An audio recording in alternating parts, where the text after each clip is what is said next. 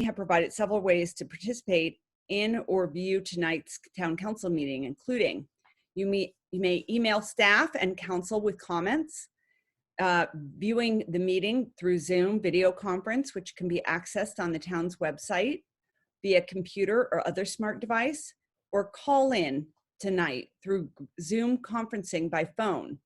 Press *9 during the public comment portion to speak on an item. When you do that, we'll know that you want to be heard, and we will see that. Please be aware that it may not appear to you that your attendance and interest in speaking are visible, but staff can view that and can view the participants that have joined the meeting and when they have raised their virtual hand. We ask that you refrain from doing this until public comment portion of the item on which you wish to comment. I will provide a longer than usual period of time for virtual attendees to raise their hands so as to ensure time to be recognized. When recognized, if you would, please state your name for the record. Each speaker is allowed 3 minutes to comment, which staff will monitor. I want everyone to remind everyone that they should speak loudly and clearly. As we begin our meeting, I would ask everyone to mute their microphones and allow staff to give a full presentation. For the sake of order, I will ask each of my colleagues if they have a question after the presentation is over. Now, for open time for public expression, the public is welcome to address the council at this time on matters that are not on the agenda, that are within the jurisdiction of the council. Please be advised that council is not permitted to discuss or take any action on any matter that is not on the agenda. Comments may be no longer than 3 minutes and should be respectful to the community. And I will ask if there is public that would like to speak tonight, and then staff will let us know how many members of the public have raised their hand. So moving on to the agenda. The first item on the agenda is the call to order and roll call.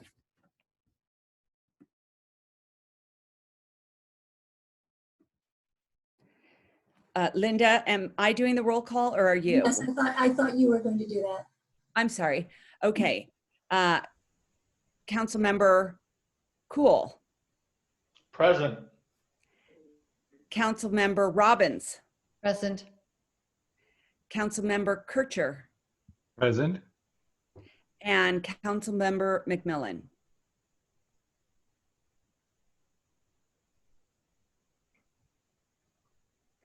I'll unmute you and see if that works for you, Julie. Okay, participating by phone. Thank you. The next item is the posting of the agenda. Has the agenda been posted, Linda? Yes. And the next item is the swearing in of new Ross-Town Council members, Elizabeth Breckus, Beach Cool, and C. William Kircher Jr. Linda? Okay, we're going to do the oath of allegiance. And I'd like all three council members, Breckus, Cool, and Kircher, to please raise your right hand and repeat after me. And when I say I, and you're going to add your name in there. So I, Beach Cool, do solemnly affirm do solemnly affirm that I will support and defend the Constitution of the United States that I will support and defend the Constitution of the United States and the Constitution of the State of California and the Constitution of the State of California against all enemies, foreign and domestic, against all enemies, foreign and domestic, that I will bear true faith and allegiance to the Constitution of the United States that I will give true faith and allegiance to the Constitution of the United States and the Constitution of the State of California, and the Constitution of the State of California, yeah. that I take this obligation freely that I take this obligation freely without any mental reservation or purpose of evasion, without any mental reservation or purpose of evasion, and that I will well and faithfully discharge the duties and that I will well and faithfully discharge the duties upon which I am about to enter. upon which I am about to enter. So this is subscribed and sworn on the 16th day of April in the year 2020. And congratulations, all of you. Welcome, Bill Kircher. Thank you. Congratulations. Yes, thank you. Welcome, Bill. Thanks, Paige. Item is the minutes, and we have two different minutes to receive a requested, or did Linda, did you receive a requested correction to the minute Yes. of, I believe it was the March 12th?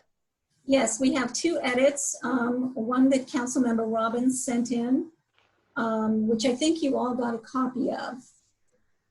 So it is on page 5.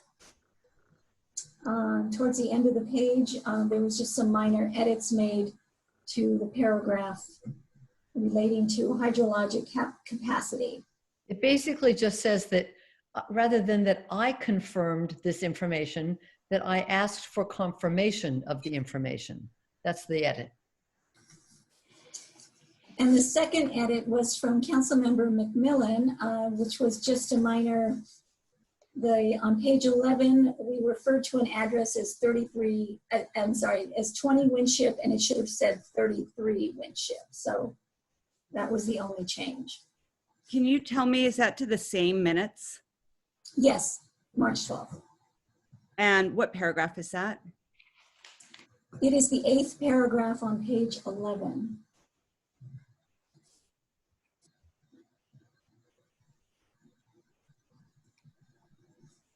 So it's regarding 20 Winship is what it says, and the address is And it should have been 33. okay. I move approval of the minutes with the changes requested.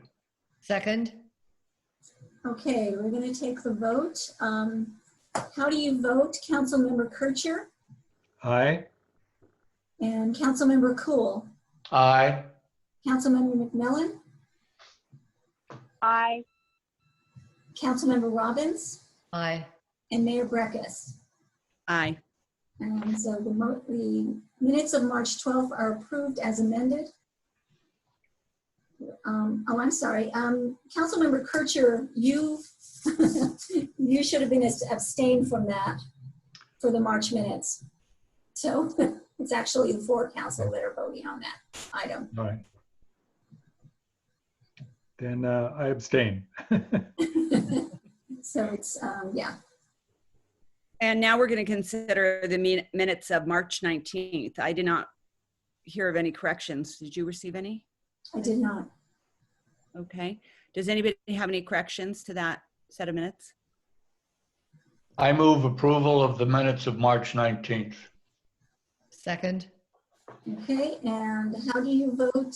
Councilmember Cool Aye. and Councilmember McMillan, Aye. Councilmember Robbins, Aye. and Mayor Breckus. Aye. All right, that passes as is. Thank you. The next item is the demands. Have the demands been met? Yes, they have. Okay. The next item is open time for public expression. And as indicated, this is limited for 3 minutes per item, and staff's going to control that tonight.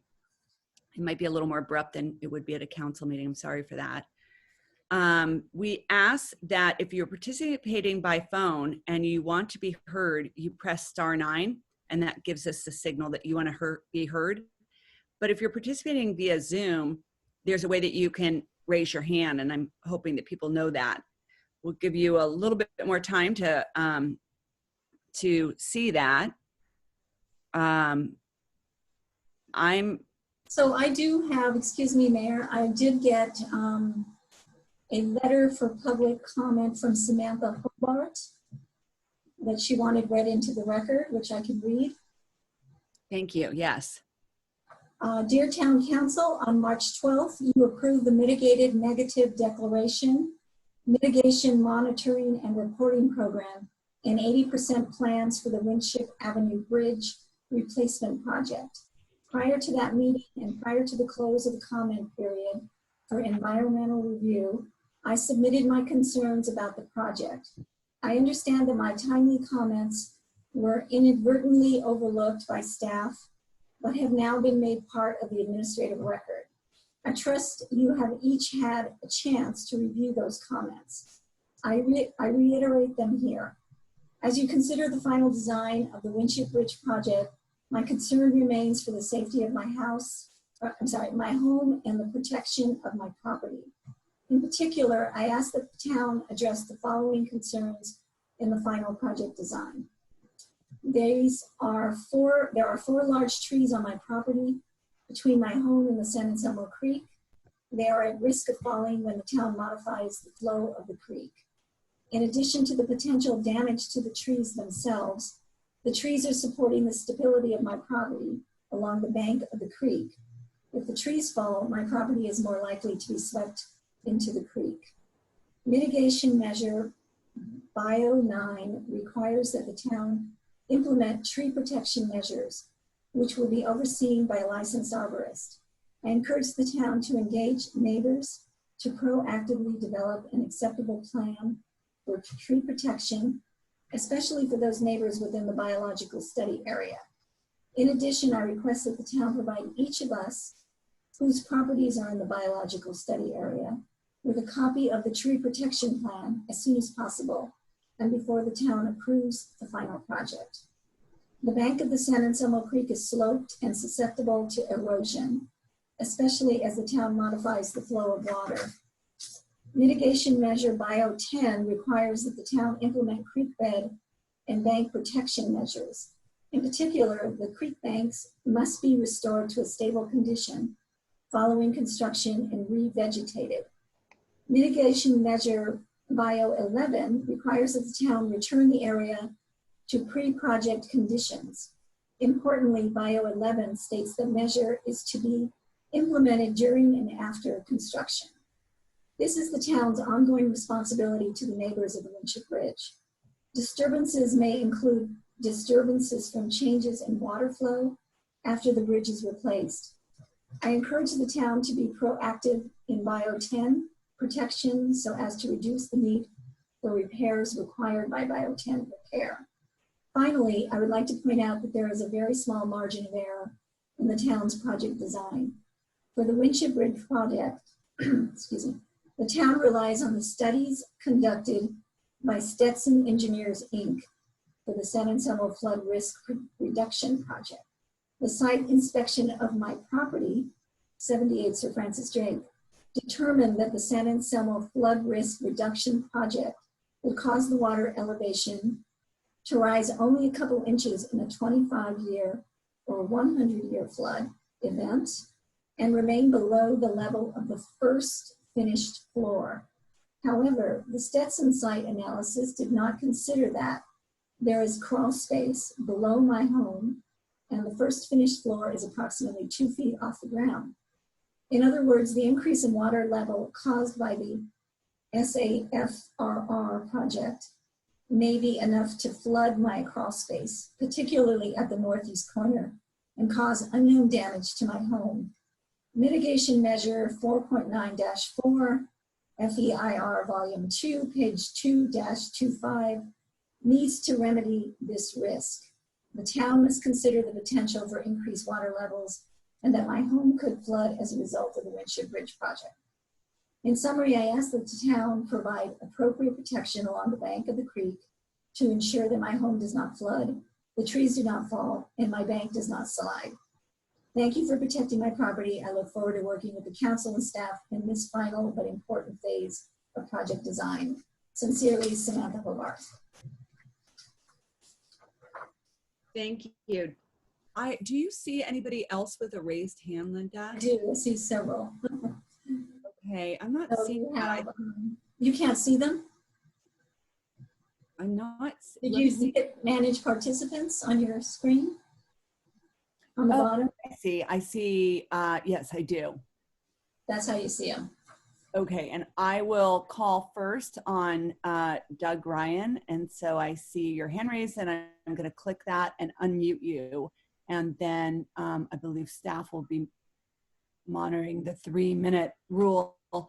I'm clicking the unmute though. It doesn't seem to be doing that. Can you hear me? Yes, Hello? we Okay. can hear you. Please speak. Cool. Hi, I'm Doug Ryan. I live at 74 Sir Francis Drake Boulevard in Ross. Thank you for holding this meeting. Just a couple things I wanted to follow up on with the Winship Bridge replacement property.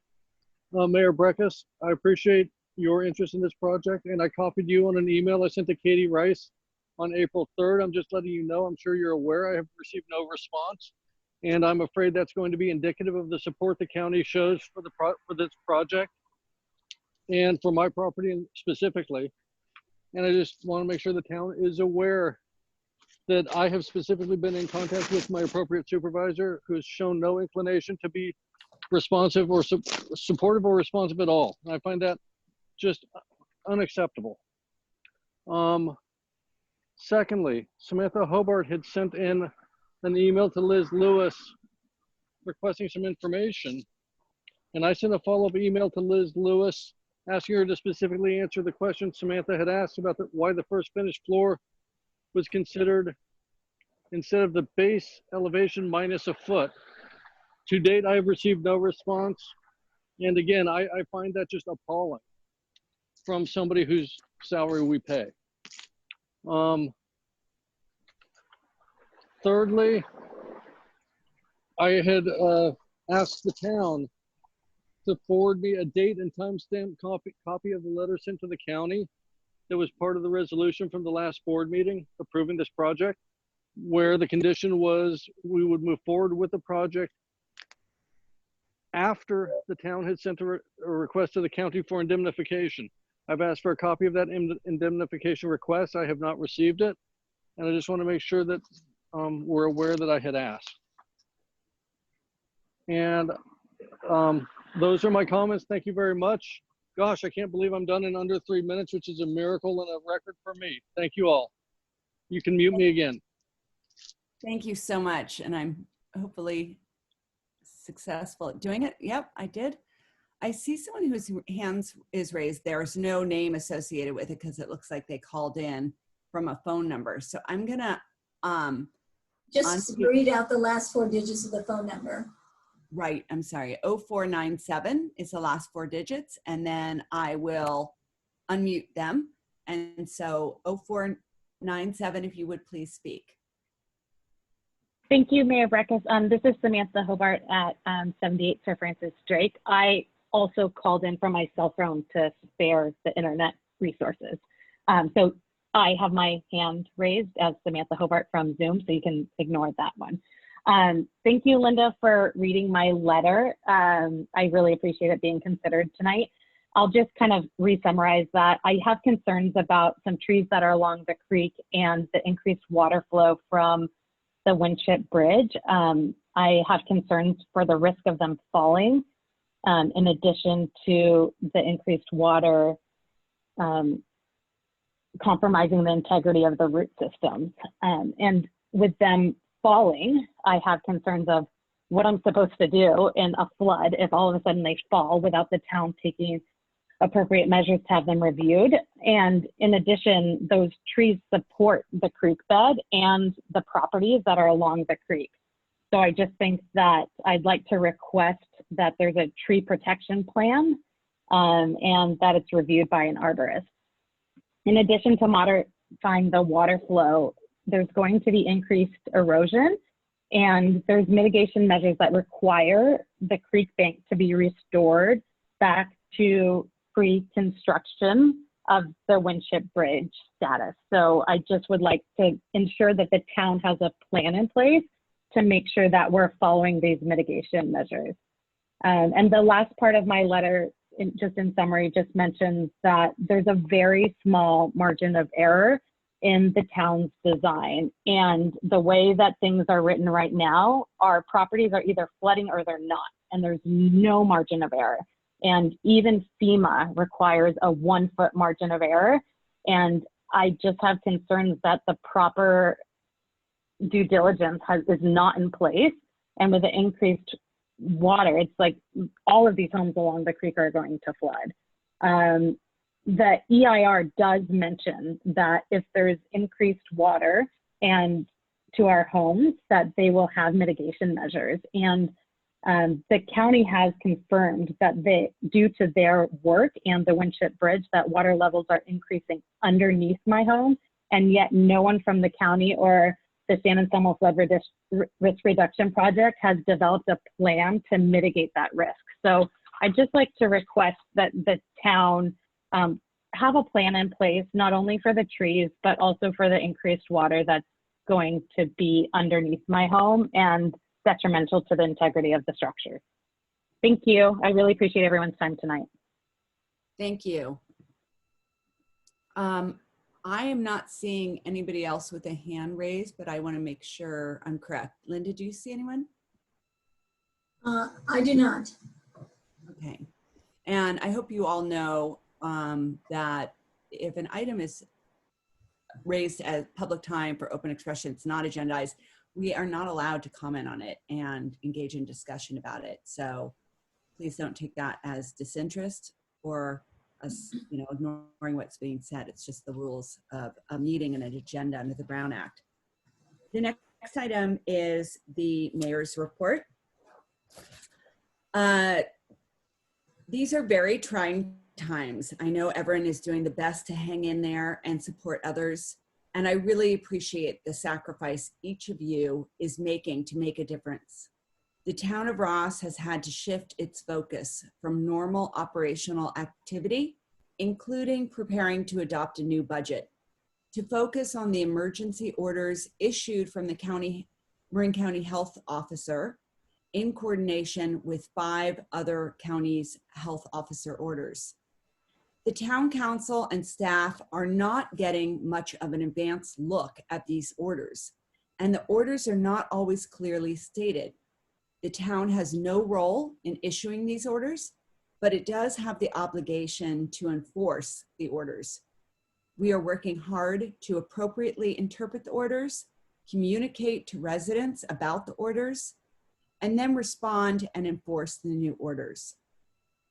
The council has been hearing from a lot of residents on a host of issues, including concerns with the crowds at Phoenix Lake, parking restrictions, the influx of neighborhood parking, voluminous bikers on the weekend, post offices returning boxes that are not being picked up, or just actually returning boxes, the financial welfare of downtown merchants, gardeners working, and construction activity.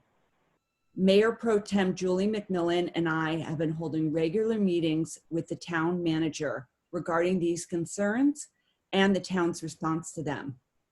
I know that other members of the council are also communicating with staff about problems and concerns they are hearing. Please don't hesitate to raise other concerns. And if I did not respond to your email to me, I apologize. Like many of you, I have 3 children doing distance learning, and I am getting on average 15 emails a day related to their online schoolwork. This is tough, but we will get through this, and this will not last forever. Together, we will overcome this, and as frightening as the disease is, we are responding appropriately and will come out of this in a much better position for the collective effort we all undertook. Thank you so much for the first responders and the essential workers who are caring for people in our community, keeping our community safe, making our government work, and keeping food on our tables. Thank you. Stay strong, Ross.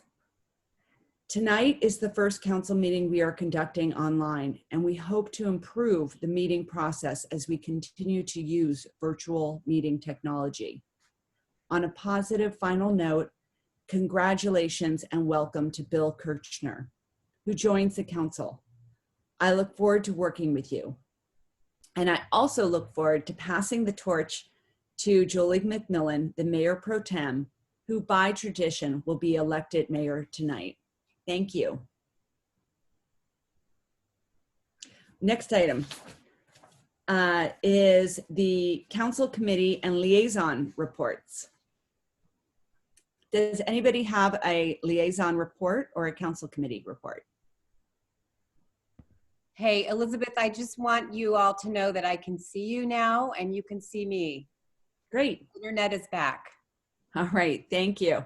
Glad to hear you and see you. I guess I'll give a brief liaison report. As you know, I'm president of the Marin County Council of Mayors and Council Members. And we debated whether we had the technology to loop in so many mayors and council members throughout Marin and do it effectively. And we determined that maybe what we should do at this time for the April 22nd meeting is just convene the mayors of that committee and address not only a LAFCO appointment that the city selection committee makes, but also COVID-19 responses. And part of that is, the idea that maybe there should be an ad hoc committee created, not just made up the mayors, but really whoever wants to be a part of it, and talk about whether or not we should start focusing on not only what we're all doing and sharing experiences, but also stimulating the economy and preparing for opening up and what that's going to look like and what we're going to do. So that meeting is on April 22nd. At this time, it's only going to be the mayors, but we expect that the May meeting will be a full group of the Marin County Council of Mayors and Council Members, and will be a shortened business meeting, but certainly a meeting that will continue to talk about COVID response, which is obviously the most pressing issue we're all facing right now. So that's my report for MCCMC. Why don't we move on to item 9, which is staff and community reports. And I asked the town manager, do you have a report to give? Yes, I do. Thank you, Mayor. And I want to start by congratulating the elected from the March election, Mayor Breckus, Councilmember Kuhl, and new Councilmember Kircher. Congratulations on your election. And normally we would be having kind of a celebration. I feel bad because normally we'd be at town hall, we'd be kind of celebrating. You could have family, we'd have photos. Instead, we have this video of each of you alone in some room. So I wish we could have a real celebration, but congratulations. The town is very pleased to welcome Patrick Streeter as our new planning and building director. Patrick comes to Ross from Santa Rosa as their senior planner.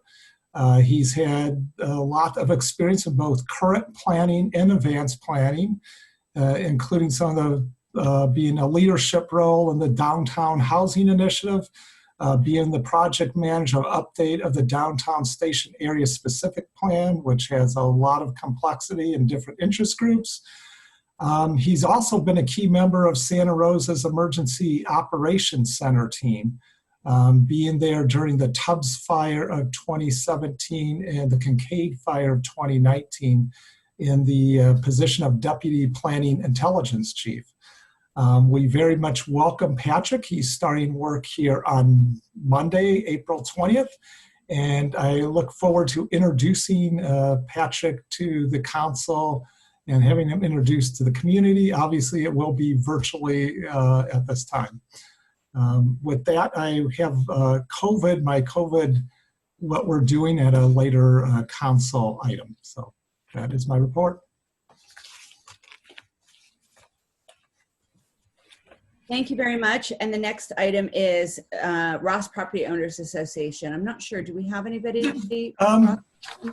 I will, Jeff Koblich gave me a statement to read from the Ross Property Owners Association, and usually they would be here if we were at Town Hall, but wrote a statement, so I will read it, the report from RPOA.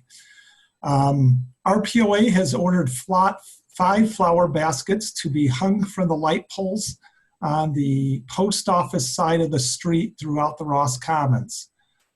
RPOA, MMWD in the town are working on a new drinking fountain to be installed near the picnic area of Natalie Coffin Park. RPOA has offered to contribute to a drinking fountain on the Ross Commons across the street from the post office, where the old one used to be located as part of the renovation of the Ross Commons. The RPOA will be contacting the Marin Medical Group, ARCOR, to organize a free class on first aid and preparedness during pandemics to be held at the Ross School this fall. RPOA has a brand new website at rosspropertyowners.com. Once again, it's rosspropertyowners.com. We will be commencing our membership solicitation next week. As always, we look forward to residents' suggestions as to how to keep Ross a special place. Thank you to the town council and staff for all that you do. Signed, the RPOA board. Okay, thank you so much. The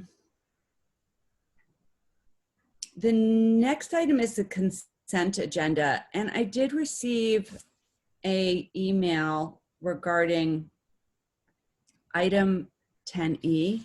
So I'm going to ask that that item be taken off because I'm just not clear. I think the comment should be at least made on the record. Although I believe the person who made it, I believe it's still on the call, so maybe he'll want to speak on that. I don't know. But accepting 10E for off the consent agenda, does any member of the council wish to remove an item from the consent agenda? Okay, I'm looking at everybody's, to see if anyone's hands raised. I don't see anyone's hands raised. Linda, I do want to mention, I don't see your video on. It looks like your video went off. Yeah, I'm actually going to be off when I'm not talking. Oh, all right, that's fine. Didn't know that was an option. Okay, so I don't see anyone's hands raised, so I'm just going to ask if anybody wants, any member of the public wishes to take an item on the consent agenda off. And if you do, please raise your hand. I'll give you a little bit to just make sure we have that. Either raise your hand via the Zoom teleconference or remember press *9, please.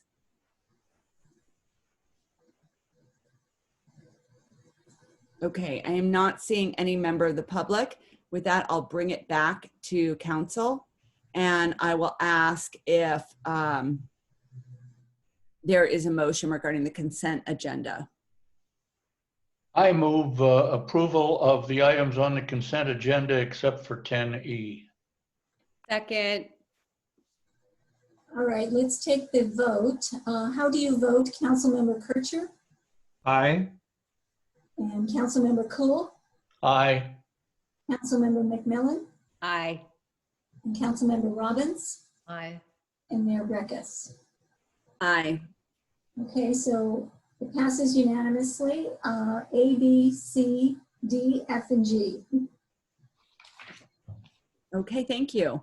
Let's take item 10E. As to that item, I did receive an email and it did seem to go to the town clerk, but maybe late, I'm not sure. So I'm happy to read the comment in, and then if, if there's anyone else who wants to be heard, I guess they will raise their hand. So 10E is town council approve and authorize town manager to execute a consultant services agreement with Elizabeth Ford for accounting. Joe, did you want to, it looks like this is your item. Did you want to just describe what that is? Yes, and I don't know, is there a question on there or from the person? But so this is a contract. Liz Ford has been our contract accountant since November 2011. She also provided accounting services from 1982 to 2000. She is excellent. Her services are very, very good. And she, as someone who has been a finance director of a city with a $300 million budget, she is as good as any accountant you will find. And this cost at $60,000 to $72,000.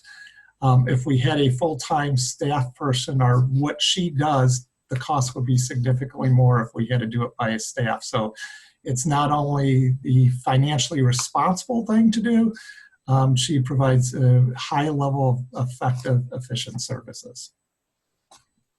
Okay, thank you. And so the email I received is from Doug Ryan, who was earlier participating, and I just want to know, did you want me to read in your comment or did you want to speak directly to it? I'm not sure if Doug's still on the line with us because I don't see him. Doug, if you would raise your hand if you want to, if you prefer to speak. Yeah, I don't see him as well. Okay, I'll just read his comment that I received, and then it looked like it got forwarded to Linda, but during the meeting. So please make sure, this is a comment, please make sure everything is done in accordance with AB 5. Based on my reading, the person is going to do work within the normal scope of operations of a municipal entity, and that makes her an employee. Don't want another Gary Broad situation. So that was the comment. And with that, is if anybody, I don't see anybody with a hand raised. So is any member of the council wish to be heard on this item? I'm not seeing any member of the council with a hand raised. So open it up. Did I open it up to the public? I'm sorry, I've lost track of that. Yes, I did. I said no one's hands raised. So we'll bring it back to council and entertain a motion. Is there anybody that wishes to move or discuss this item? Can I just ask, Joe, is there any concern? Are the concerns expressed in the email concerns we should be addressing, or is that not a problem? It is not a problem. She doesn't work. She's consults with a number of government entities, so she's a consultant with a number of agencies. Her hours are also too low to be in the CalPERS system, so she works considerably under half time. Anybody else would be spending a lot more hours than she does to do what she gets accomplished. So no, that she is not in a concern of being declared a employee. Okay, thank you. With that, is there any other member of council has a question or wants a discussion, or are we ready for a motion? I move we approve item E. Second.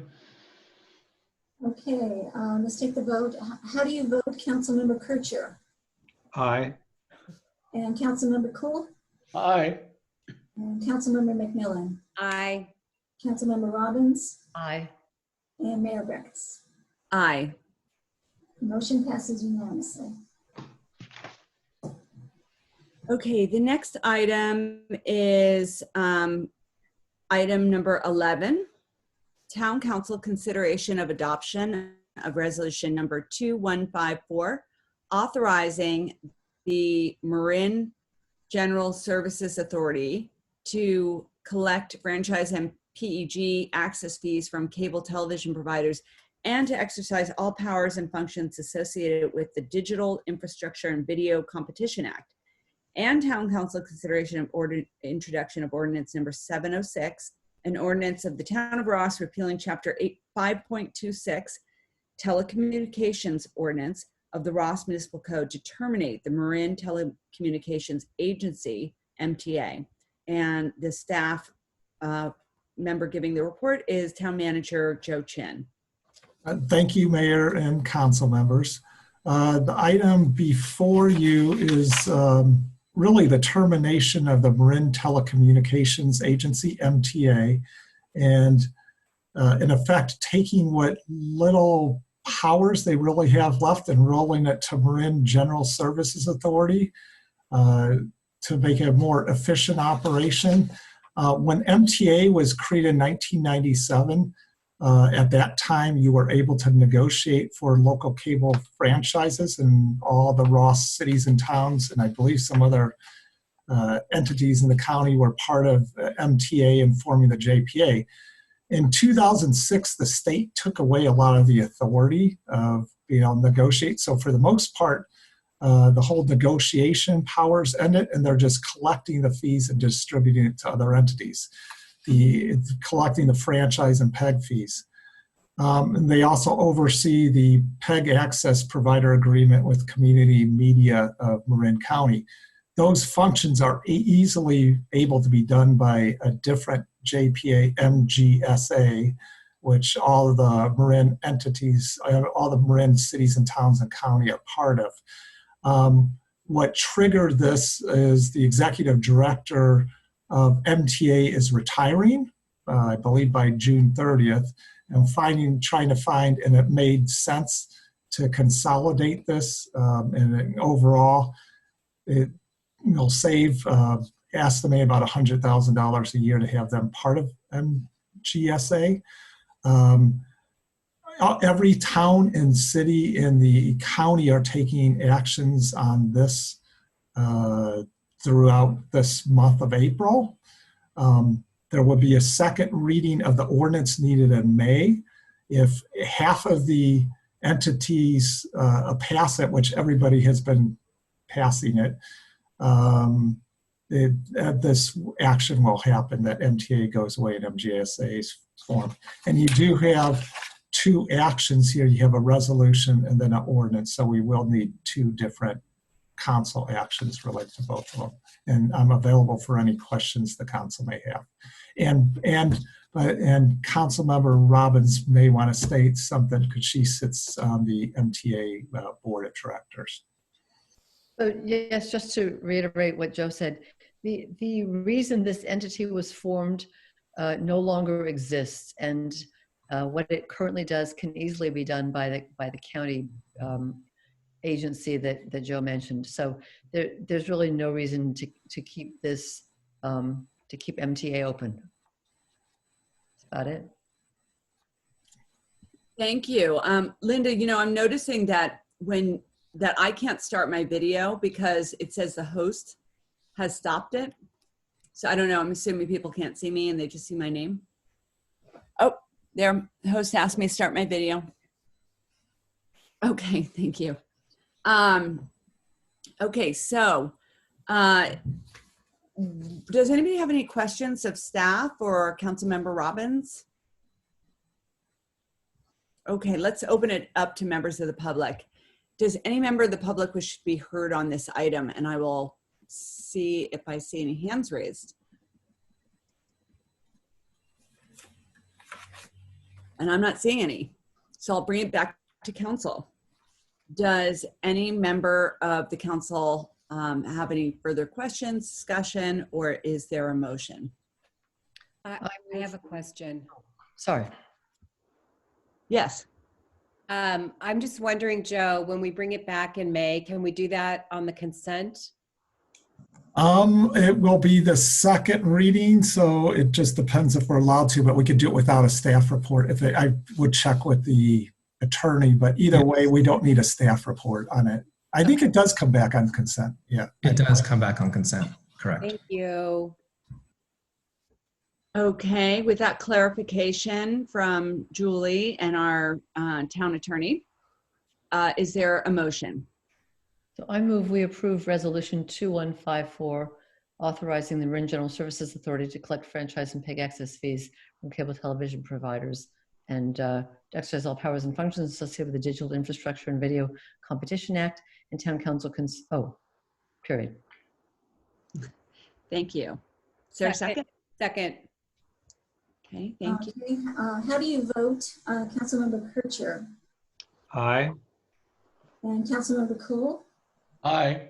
and Councilmember McMillan Aye. and Councilmember Robbins, Aye. Mayor Breckus? Aye. And the motion passes unanimously.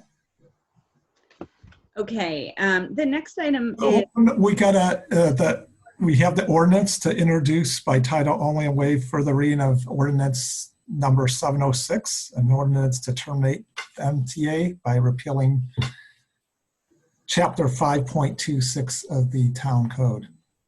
I move approval of ordinance 706. Second. Okay, how do you vote, Councilmember Pritchard?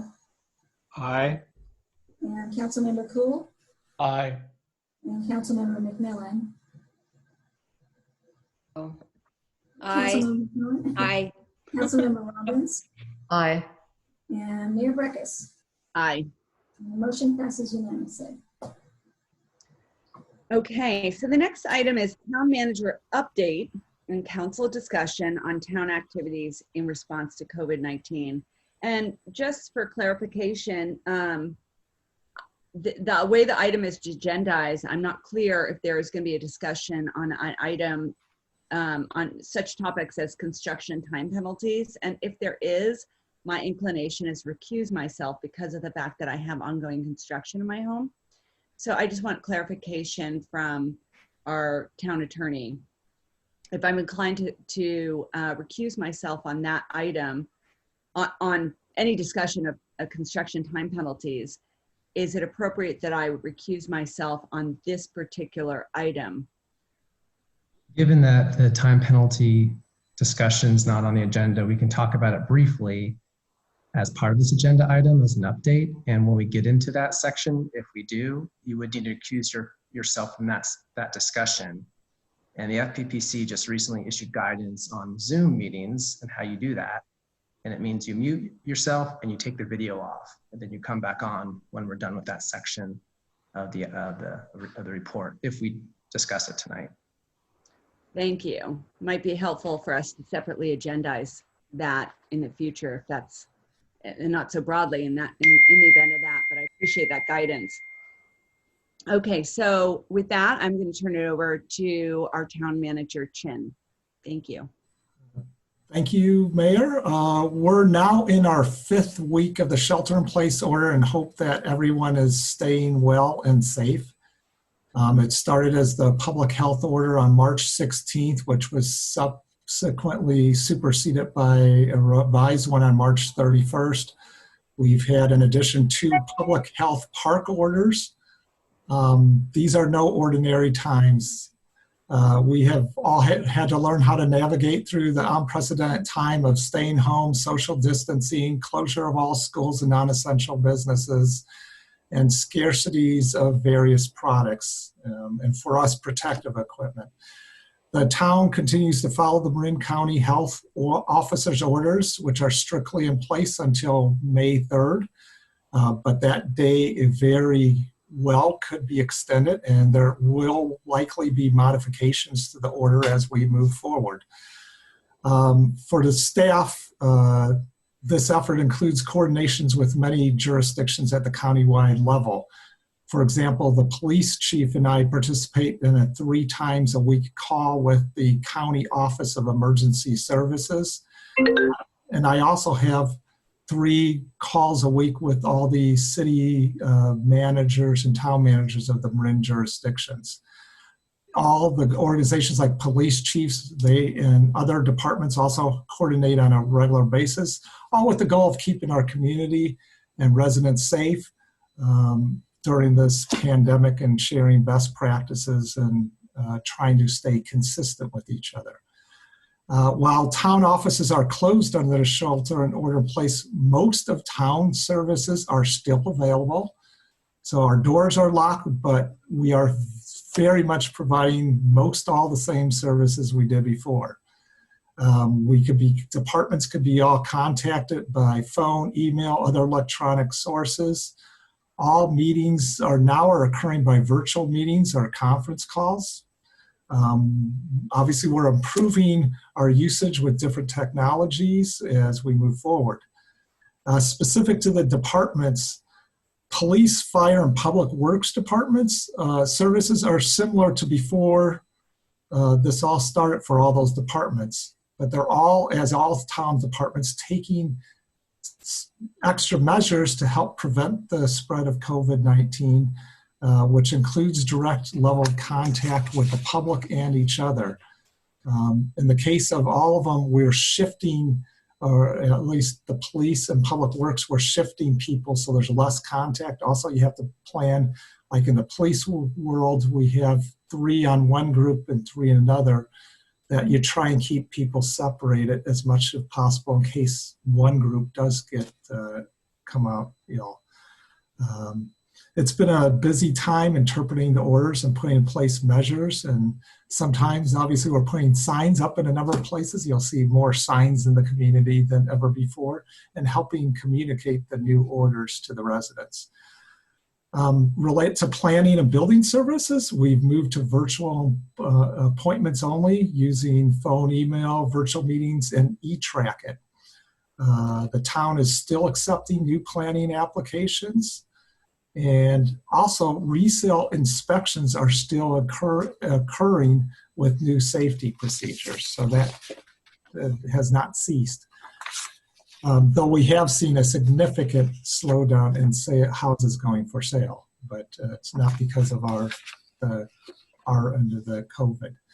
Relate to building permits, most construction projects are prohibited, except for a limited number of permits that are considered essential under the order. Building inspections are conducted virtually when possible, and sometimes they are not, and obviously we have extra safety procedures we go through when we do on-site inspections. Building plan checks are continuing to be reviewed and processed really as normal via email and eTrack-It. But related to building permits, only new building permits can be issued for essential construction. So you get the building permit plan process and get ready just for most projects that not get the building permit. Related to Ross Recreation, obviously the classes in-person classes have stopped. Ross Recreation has started so far being creative and has 3 online courses going right now.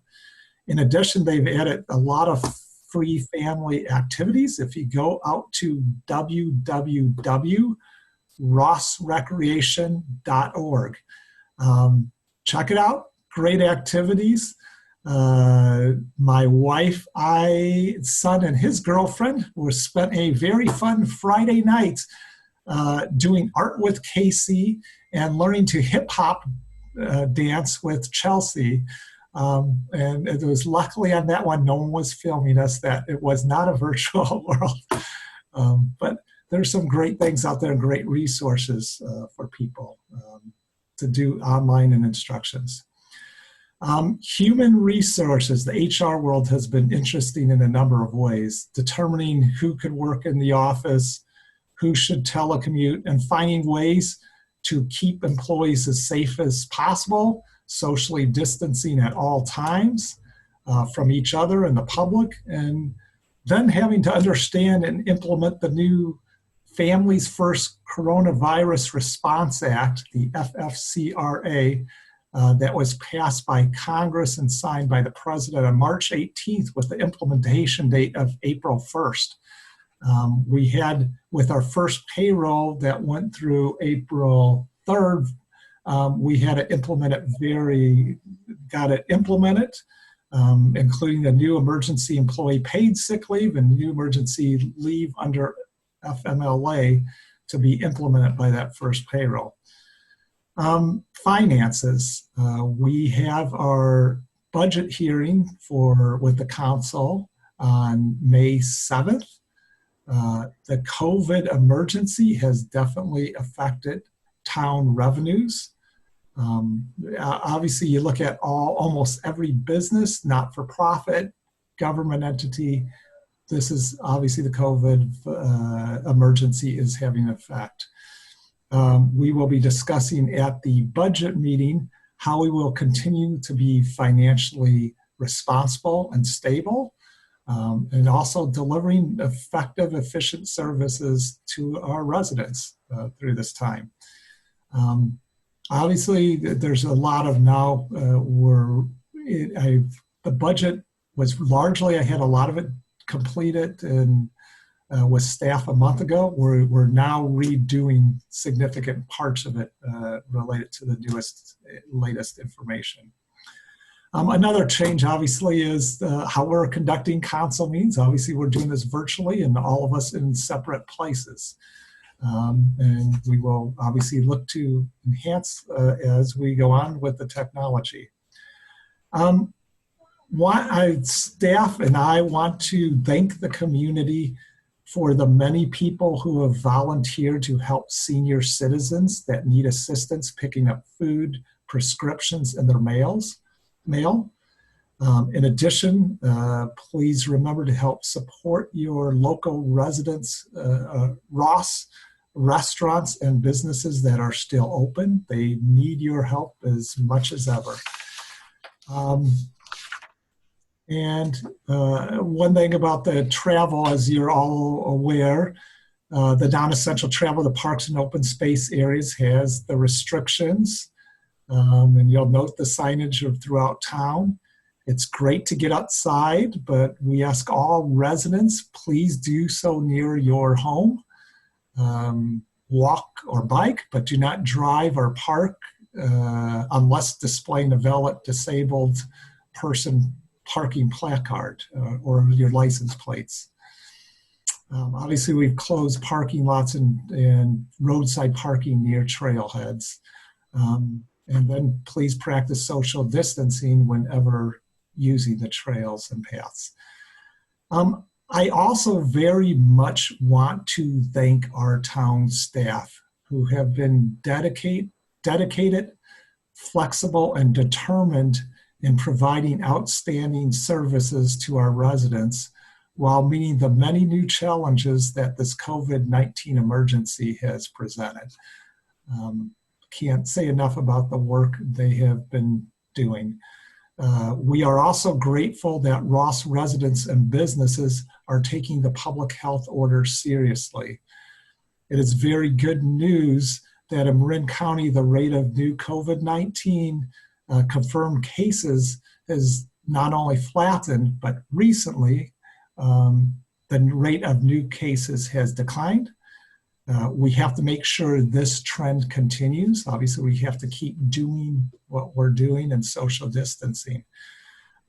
Please continue to stay safe, and we will stay strong as a community.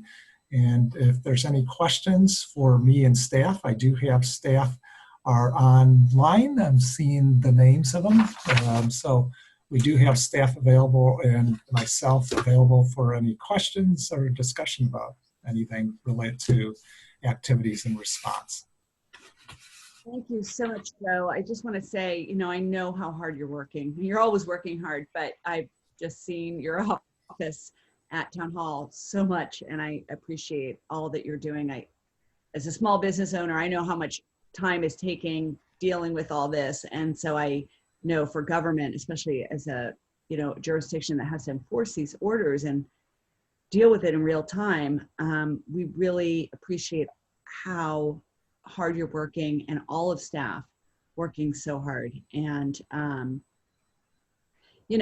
know the essential workers, not all of them are uniform and wanting to come into the office and expose themselves and their family to this situation, and yet we need you, and so it's really appreciated that you're doing this work. And I just want to say to all staff that we really appreciate your work.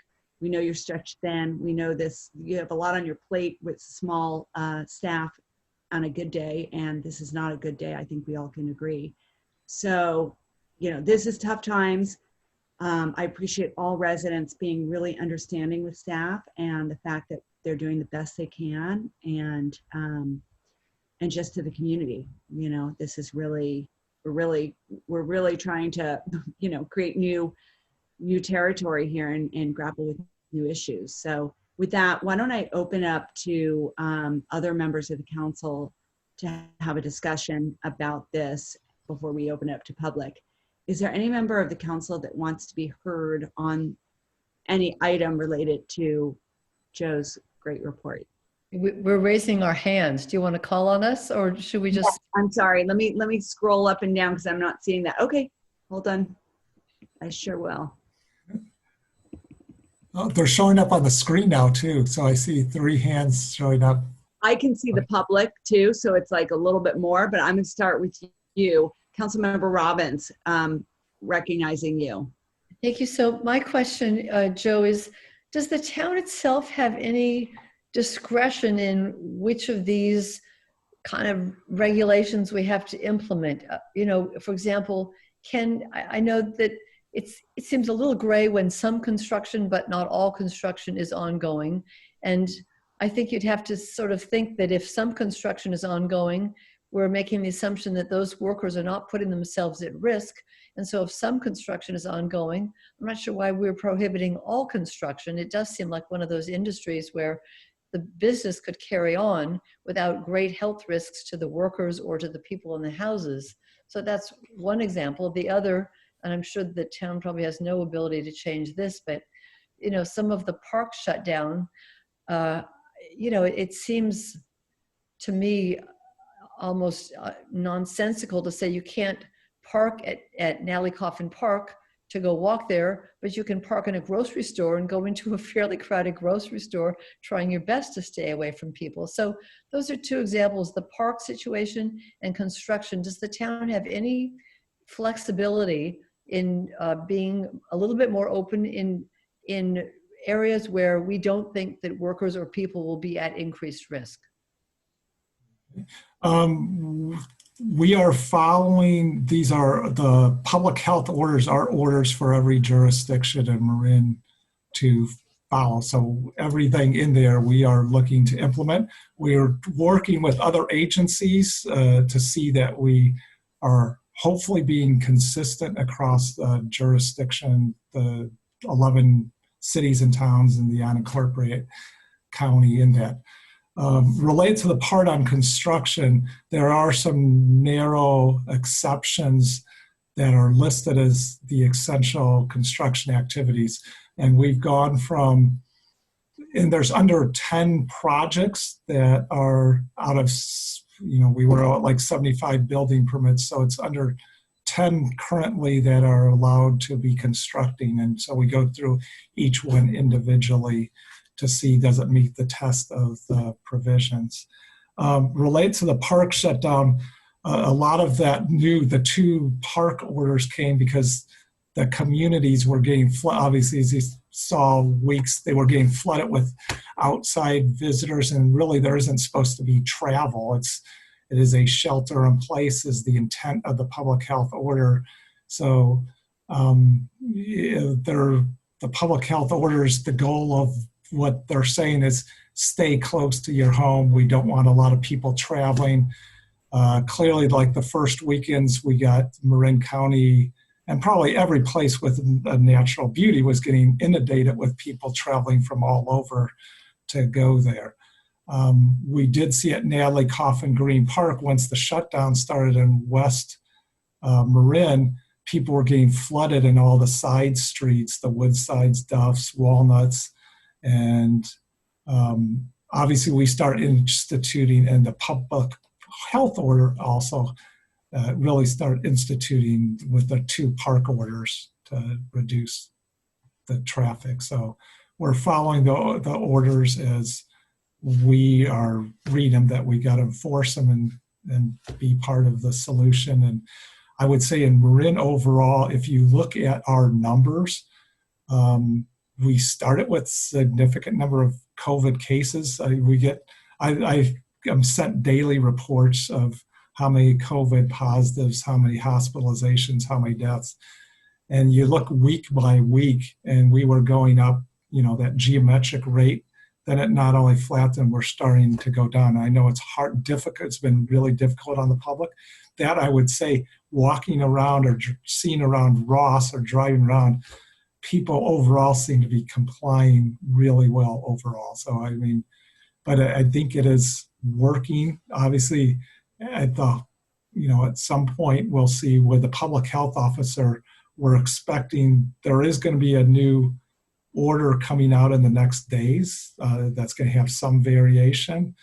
And then obviously we'll see in the coming weeks how they decide they have their criteria too. They're going through and it's really 6 county public health officers working in conjunction.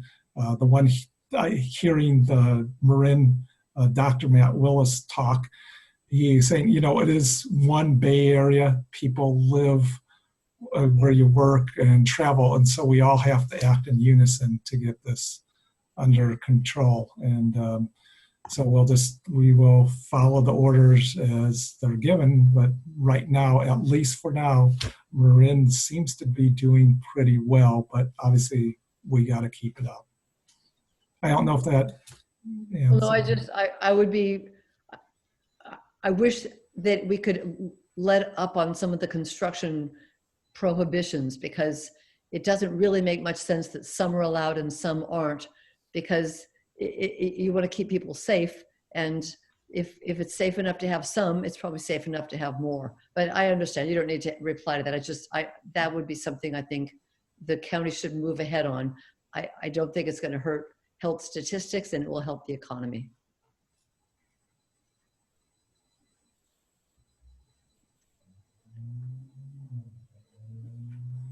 To your point, Councilmember Robbins, it is, I think, a very tricky issue, these orders. Can you hear me? I just want to make sure. Okay. It is really tricky because, I looked at today the residential building code, which defines as habitability, a place where you can sleep.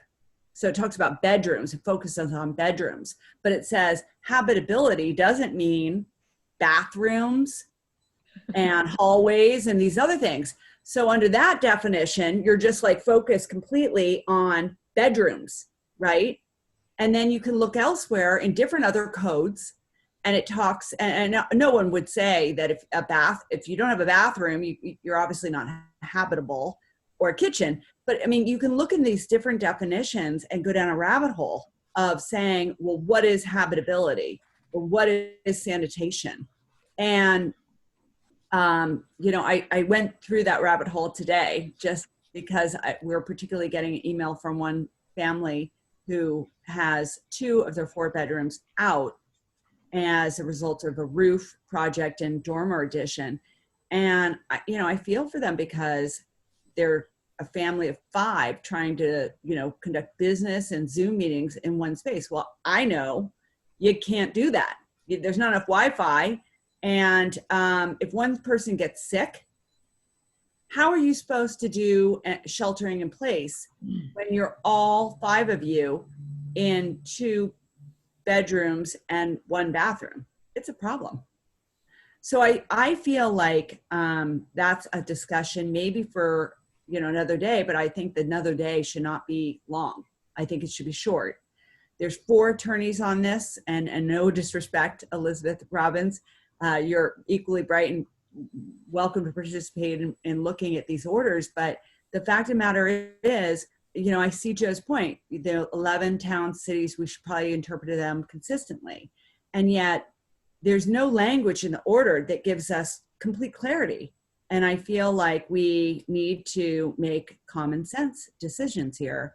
And so, I really encourage the council to look at this order, make sense of it, and be practical in the application so that we're not putting people who are already in just a terrible situation in a harder situation. That's my feeling. But I'm going to open it up to other members of council. I see, I'm going to recognize Council Member Beach Cool. And Beach, can you unmute? Oh, maybe I did it. I don't know. I already unmuted, I think. Well done. I've got 3 things that I want to talk about quickly. Let me start with the construction one. As I understand it, basically there is a county health officer's order that forbids construction except under certain conditions, which are spelled out in the order in there. If it's going to produce affordable housing, I think is one of them. And I forget what the others are. But my question now is, so we do have some discretion to decide whether a particular construction project can go forward. Is that right? I would say the discretion is very tight. They tighten it up. The first order was not clear. This new order has a lot more clarity. So there isn't a tighter area of what the discretion is in. Okay. What the question I'm leading up to is, are there any, I've been getting some calls from people who say, I want my project to go, why can't it? So can you tell me, are there some construction projects in Ross where we have found that they can go forward under some of those exceptions spelled out in the county order? Yes, there How have many? been. I think right now there are 9 out of 75-ish. Where we have found exceptions. Correct. Okay, so that's all I wanted to know about that issue. Next issue is, do we have any estimate yet? We get 2 tax payments a year from the our parcel tax, or our property tax. Do we have any idea yet how short we're going to be on our June, on what we're going to receive in June? We are not, though I'm going to read, we're contacting the county, but there shouldn't be any shortage on this. We're under a modified teeter plan, which basically means the county is supposed to be paying us the taxes that were due, but then they get the penalties and interest for late payments. So, and it's the second date. The first was the December 10th. The second's the April 10th. We just received payment.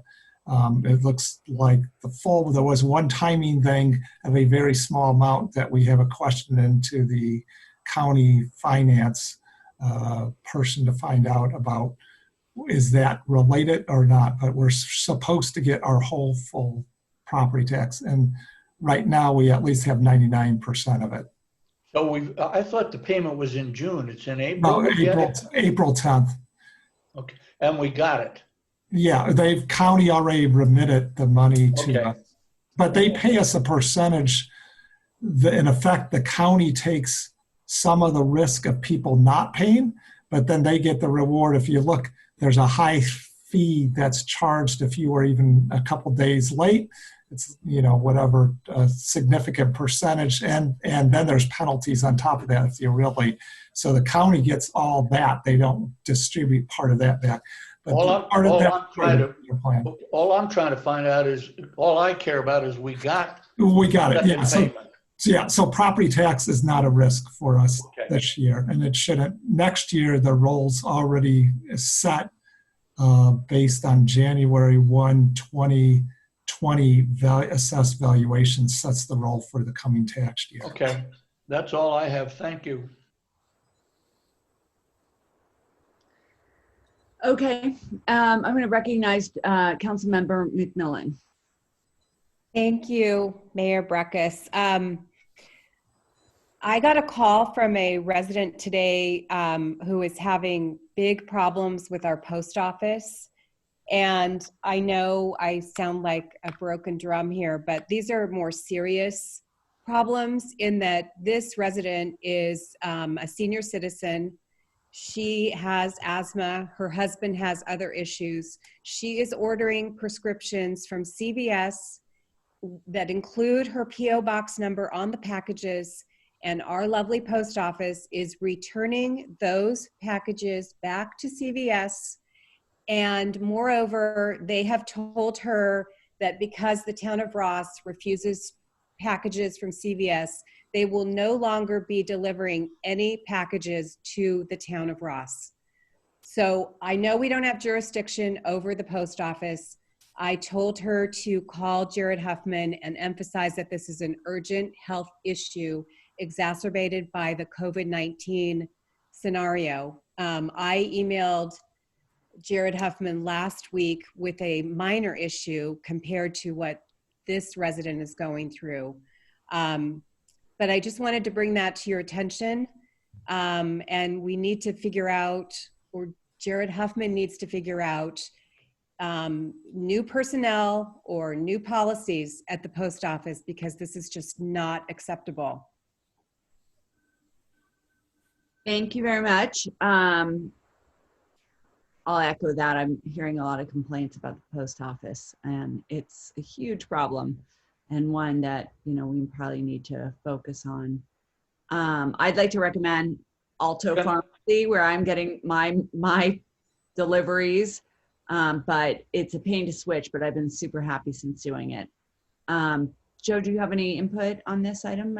We don't, obviously, we don't have jurisdiction as a U.S. office. That being said, the level of service is unacceptable, what is happening. So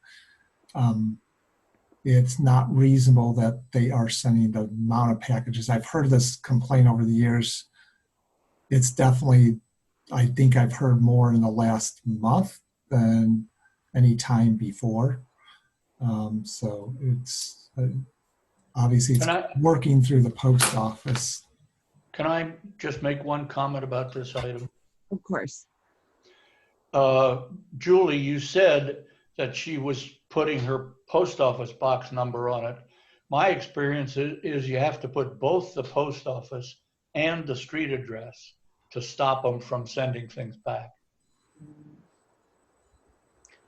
Councilmember McMillan, do you want to respond to that? Well, you know, I think it just depends on the mood and the day, because, for example, I got my census letter that was not addressed to my PO box. It was not addressed to me. It did not have my husband's name on it. All it had was our street address, 35 Crest Road, Ross.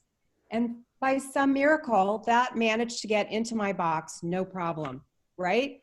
And half the time I put, you know, my street address as well as my PO box, because you assume that if there's a chance that the UPS people or the FedEx people are going to use the postal service as their last leg of delivery, you want to be sure.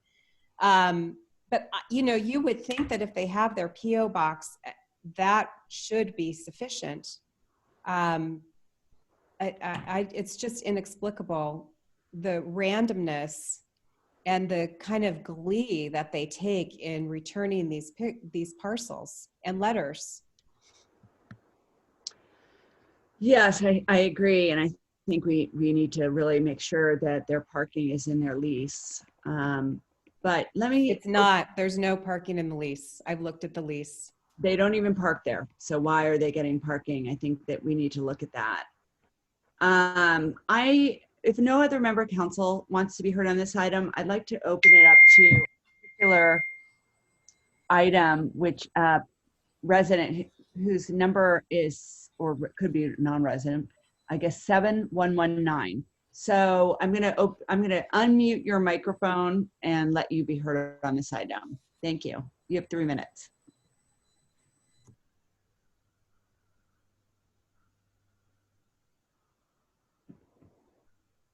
Hello? Hi, yes. Hi. Announce your name. Perfect. Hi. Hi, this is Mary McFadden, 4 Canyon Road. I submitted a letter today to explain our circumstances, of which many of you know.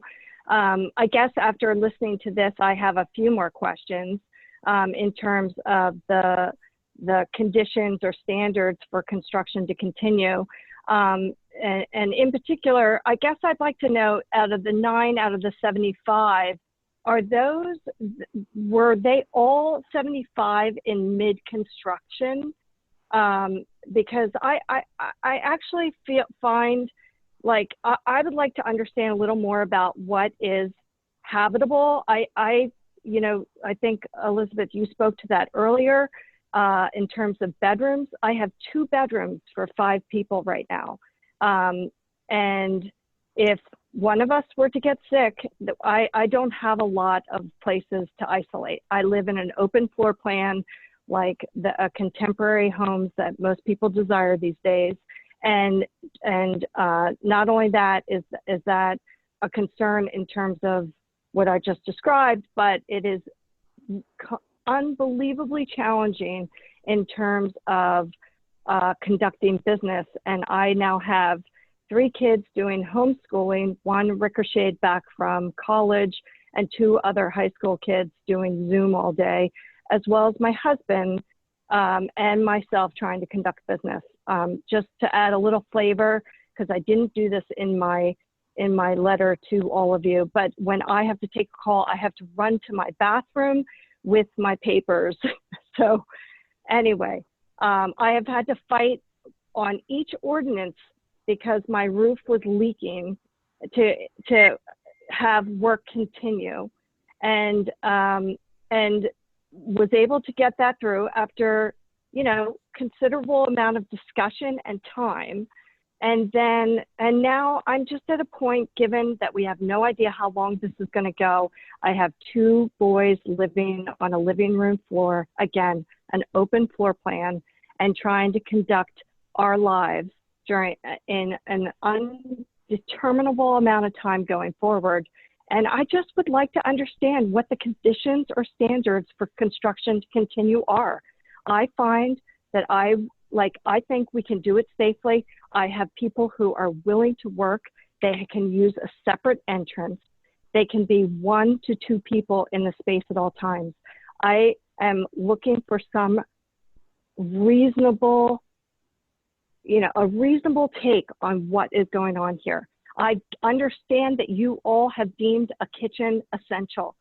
I am telling you, I need my bedrooms back. I need my boys to be able to conduct their schoolwork in their rooms with closed doors, where we're not all like, could you please keep it quiet so we can hear above ourselves?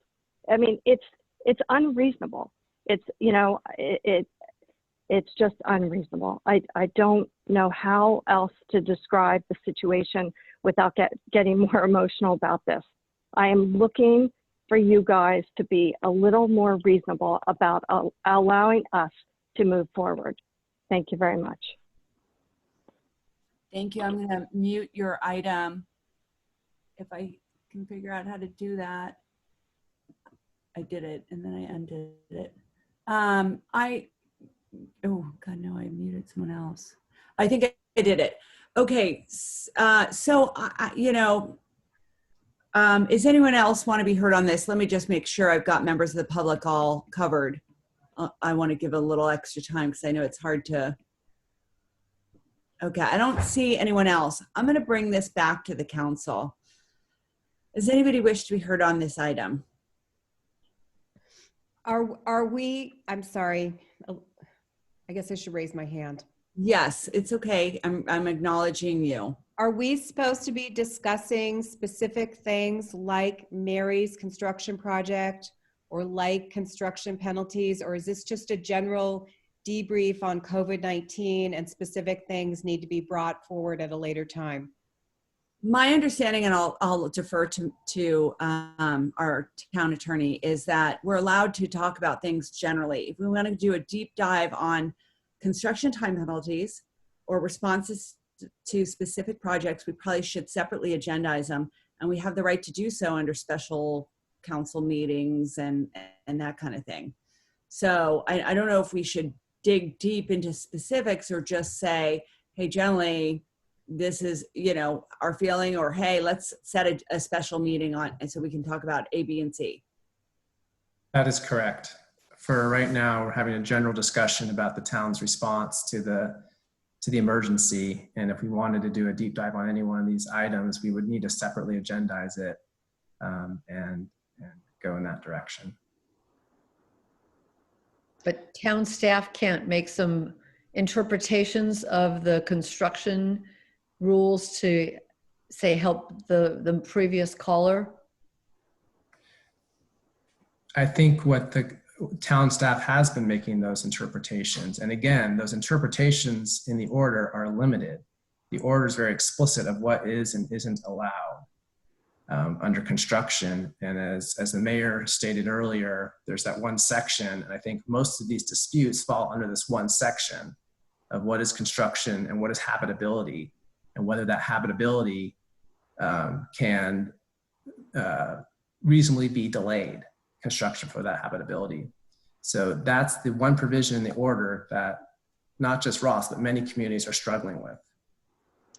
And along the lines of that struggle, I just want to say that, you know, Mary is a realtor who's essential under the order. And according to some realtors, their photographers are essential and their stagers are essential.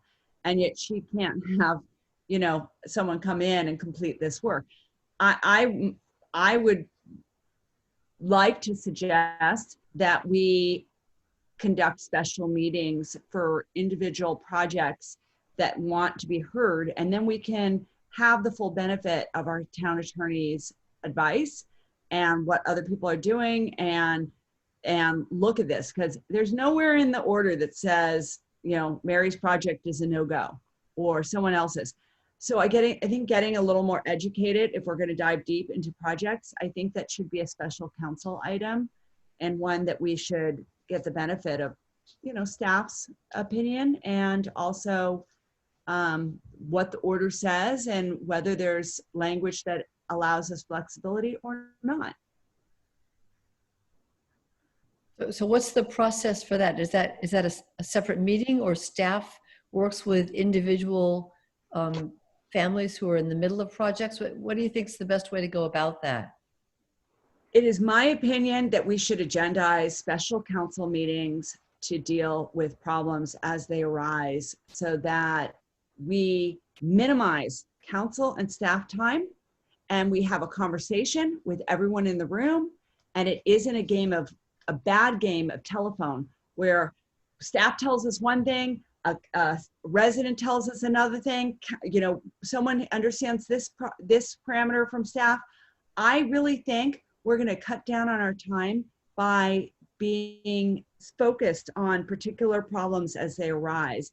And my review of flooding, and I reviewed every flooding item. I mean, I went back 30 years in this council meetings in the course at one point in my job here. And it appeared to me that there were lots of special council meetings regarding flooding, and the council was very responsive. And, you know, if things get picked up and solved in the process of that by staff, great. If they don't, though, let's be quick, let's be responsive, let's treat these people just as victims of everything as we did the flooding people, and let's set special meetings. I mean, like, is it going to really take an hour? I don't even know. I mean, I think we could be pretty efficient at it. And frankly, most of us are staying at home anyway and have a lot of flexibility. So my thought is, let's have a conversation with deep dive as needed. And I doubt it's a lot of projects, because I just don't think it is. Well, I have a question about the procedure here. Basically what well, I have two questions. One is, I don't think we should be getting into the details of these individual cases. We should leave them to our staff. But I suspect that the procedure is for a person who doesn't like the staff's report to make an appeal, to file a written appeal to the council, and then maybe we'd have to hear it. But at least in that setting, we would have both the staff and the person who's unhappy present for the meeting. But I don't think we ought to get into some process where we're having a bunch of separate or even collective meetings where we're trying to deal with what are the appropriate exceptions to this rule and what aren't. Well, Beach, can I ask you as a follow-up question to that, are we going to waive the application process? Is it going to be a 30-day application process? Are we going to have the staff members create a report and then the applicants pay for that report? Or are we going to create a more flexible, fast process for that? I mean, that is what I saw, you know, in response to the council to flooding. And I would just suggest that this is just as much of a kind of emergency situation that we should be fast on our feet for. That's my take. Are we just going to let people tell us, I'd like to have my project on the agenda, and then we get here without any report? No, I would say, why don't we take it case by case? I don't think it's going to be a lot. I don't think it's like flooding of Shady Lane and half the town. But I think that what we should do is look at a procedure, have a further discussion at least about waiving fees, about being really responsive to people. And if they tell us, hey, it's A, B, and C, and staff says, no, I think it's B, C, and D, you know, we just respond. But, and I do think we're gonna need, you know, our guidance from our staff. But the question is, right now, people are in a bad situation. Are we gonna help them out, be really quick and responsive about it? Or are we just gonna slowly hear these things once they get hit Stonewall with staff? I'm already hearing that because I'm the mayor, and I think also because a lot of remodels happen with families at the school, and those people happen to already have know me, if they don't friends, but they know me. So I'm already hearing about it, and Julie and I have dealt with a fair number of people having issues, and it's taken a tremendous amount of my time. And I think we'll be way more efficient as a council and staff if we don't make them, you know, work through staff and then come to us and then individually, right, lobbying us. And then we set it for agenda, and then how long? 3 months goes by and we finally set them on the agenda, and how much have they paid, and do they know if they're going to get any kind of a fair hearing? I just would really rather see us expedite this. That's my thought. Well, first of all, I'm not sure we can expedite it, and I'd like to hear from Ben on that. But we're just opening the door to everybody saying, hey, I want my project on the agenda. And then they get here and they start telling us their story. Unless staff knows what's coming, the staff may have difficulty responding specifically. And in any case, this is a county order. And I'm not sure to what extent we have permission, we have the power to interpret this county order. I'll let someone else speak because I've spoken enough. Let me see if there's any hands raised. And I see Council Member McMillan.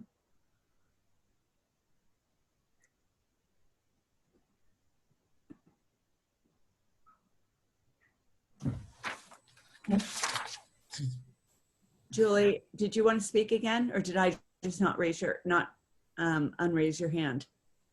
She's There. muted. Is that, can you hear me? Yes. You know, I think the way I come at this is the overarching assumption is everyone should be reasonable. And I'm sure the staff is being reasonable. The county order should be reasonable. We want to be reasonable to help our residents in a pretty bad time.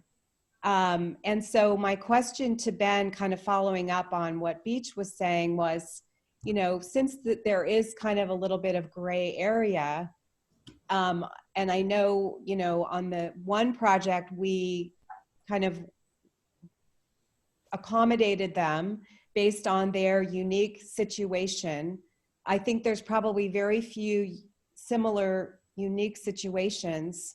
But do we have the leeway, given the county-wide order, to interpret a little more than maybe what our staff is doing right now? So I think what staff is doing right now is they are interpreting this one section. I think we're talking about that. I think probably most of these issues arrive from, and at least, you know, from my perspective, I think staff is being creative and trying to find room where there may be room, with the overarching understanding that it's a very limited exception and that the county has drafted it such. So, you know, as far as whether we want to have the council weigh in on each one of those exception requests, that's up to you all. To answer an earlier concern, if we were going to create some sort of a separate appealing, you know, right, I think we need to set up a special meeting to give bones to that if you want to have this happen quicker and with no fees and something of that nature. But as far as how we're interpreting and being creative, I think that town staff has been trying to do that. Joe, could I just ask you, aside from Mary's project and the project on Bolinas, are there other projects that are similarly situated that are, really in this gray hardship area? Is it just those two? The Bolinas is moving forward, so I have not heard of any other ones that I have, so not to my knowledge. Well, I think that this item is agendized as, I'm going to read it. It's update and discussion on town activities. Now, further along in the agenda, we have for item 15B, future council items. So to the extent that another council member wants to agendize, for example, whether we should have a further discussion about a house hypothetically that has 4 bedrooms, but really they only have 2 up and operational, and whether under the rules, using a proper interpretation, we could say, habitability includes moving along those bedrooms. I would suggest we moved further discussion on that to 15B and just stop it there. But, at the same time, I think that it's fair to have a discussion here about whether or not we're going to have special meetings, hear projects. As I think Joe said, staff isn't hearing from other projects. We had one on Bolinas that we were able to work through. We have this other one that the caller called in on. I don't know that we have other ones. We could, and I think that, it's fair that if we did, we would have to consider it. But my question to you is, if we have other projects that are, about these issues, what are we going to do? How are we going to handle it? What's our response going to be? Beyond that, I also want to raise one other issue, which is I have some concern about the porta potties that are at the end of the bike path and up at Phoenix Lake, and I'm concerned that we should shut those down. I talked to Joe about it, and I totally think that two minds could differ, but and for that, I'd like to hear from other people. Do you think we should have porta potties open right now, or should we not? Elizabeth, can I just ask one quick question of Ben about this whole project construction? The question to Ben is the council able to interpret these guidelines a little more liberally than staff, and then could a project move ahead, or is that not even an option? I mean, it would mean that staff is being very, kind of following the letter of the law, and the council is deciding we see it a little differently. Is that something that can reasonably and legally result in a project going forward? So is there a point for us? Is there a point in us meeting? Is the real question to Ben. The answer to your question in short is yes, there's always can be different interpretations of an order. And that's what staff is doing, is interpreting the order in a certain fashion. Could the council have a different interpretation that's within the bounds of reason that's different from staff? I think they could. How many projects that affects and whether those projects go forward, I'll defer to Joe. I don't think even Joe knows at this point without knowing what we're interpreting.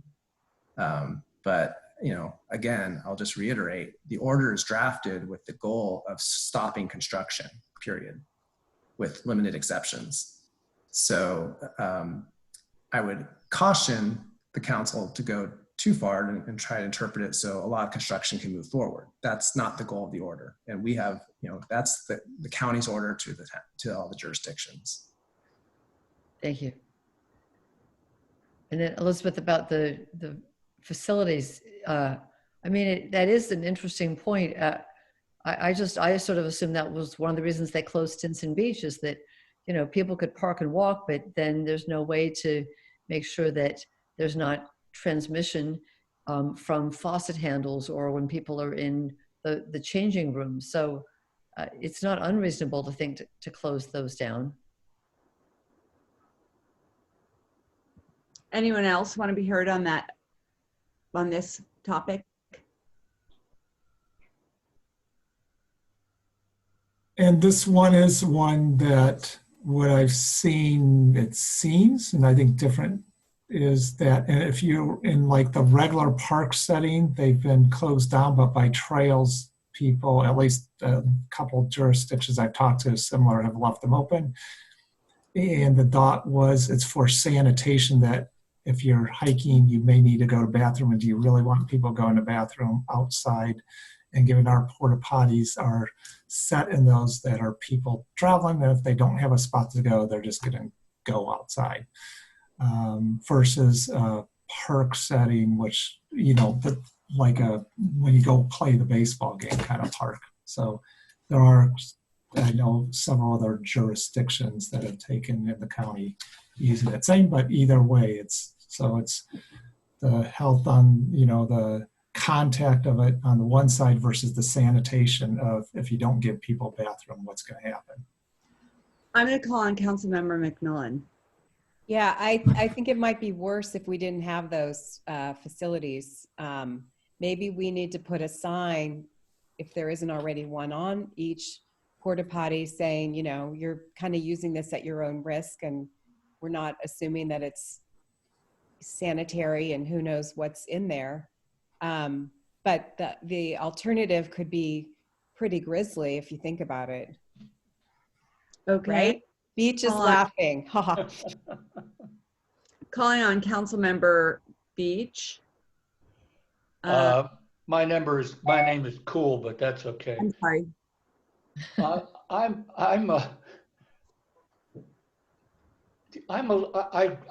having some difficulty saying or expressing what I'm thinking, but I think we can't take any sort of action because we don't have any action agenda.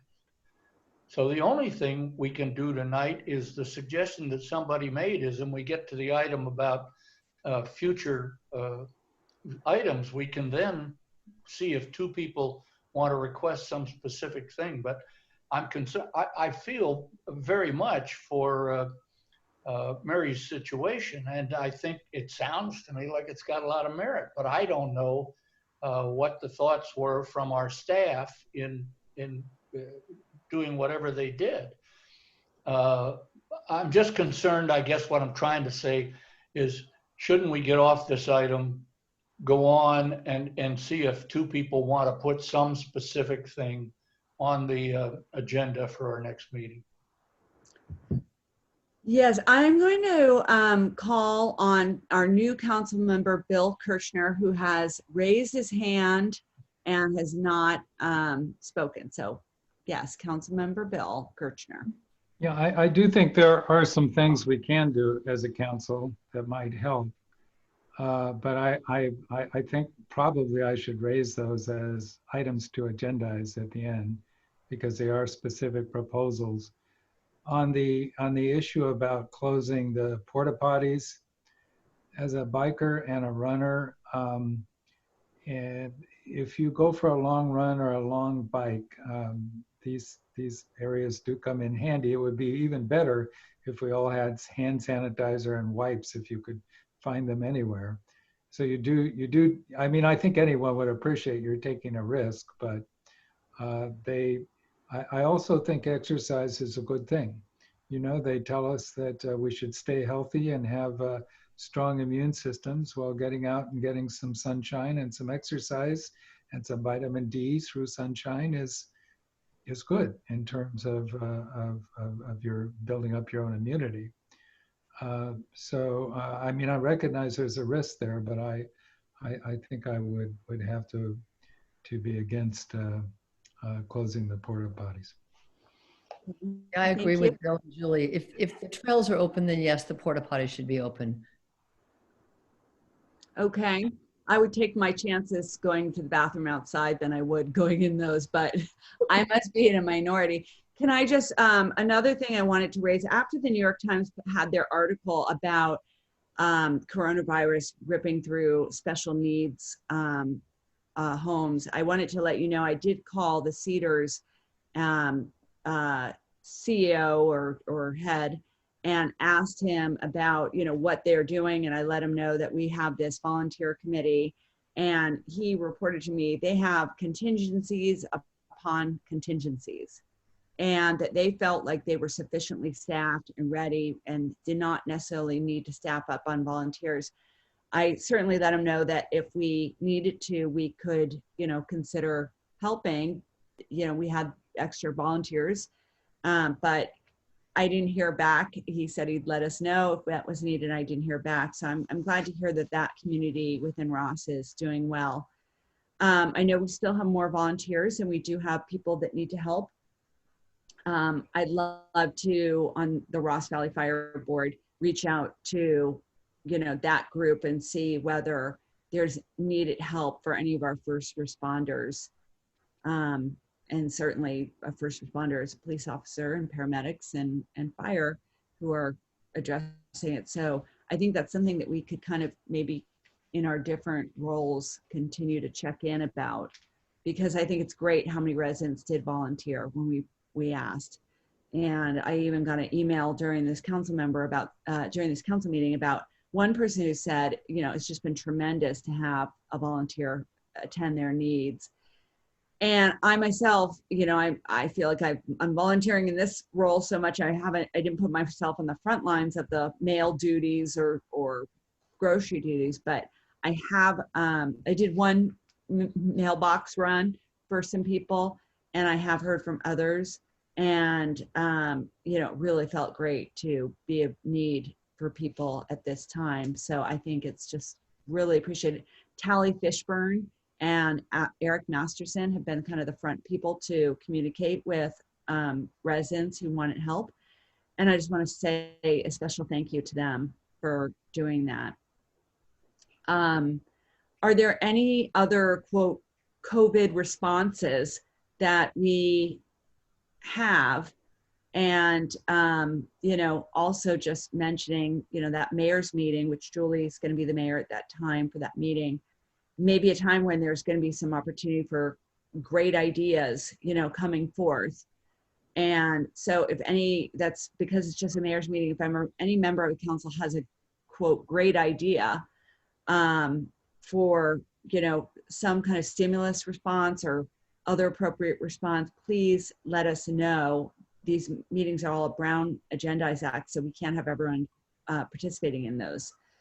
I had a conversation with our town attorney who had a great idea, which I had a different idea, but along the same lines of what can we do to help, you know, businesses when they need to rebound. And in hearing Governor Newsom talk about, okay, well, restaurants can reopen, but they have to social distance. I mean, if you're looking at 50% of capacity at restaurants, I immediately thought, oh my God, it sounds a death knell, you know? And town attorney Benjamin Stock was mentioning to me, well, you know, maybe we could look at ways of right away. You know, we let these restaurants in our town flood into half the street or sidewalks or whatever. I had a kind of different idea, which is, why don't we have rooftop bars here and restaurants when, you know, places like Boulder do? And can't we look at regulations that might look at that kind of a use?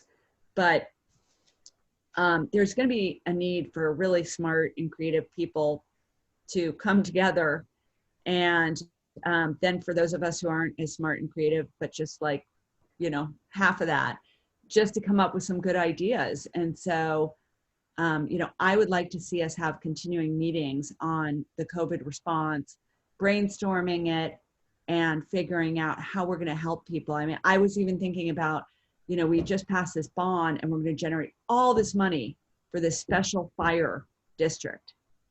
And I hope that we are going to look to hiring Marin County residents in need of jobs and, you know, people who can be trained into new jobs, because other jobs have just been eliminated, and, you know, what we can do in terms of, you know, stimulating our economy. So if anyone has any ideas, I think we need to start, you know, having meetings to discuss them, trying to get ideas to whatever ad hoc committee gets created, if one gets created, and, you know, making sure that we're doing everything we can to address this situation. So anyone else want to speak?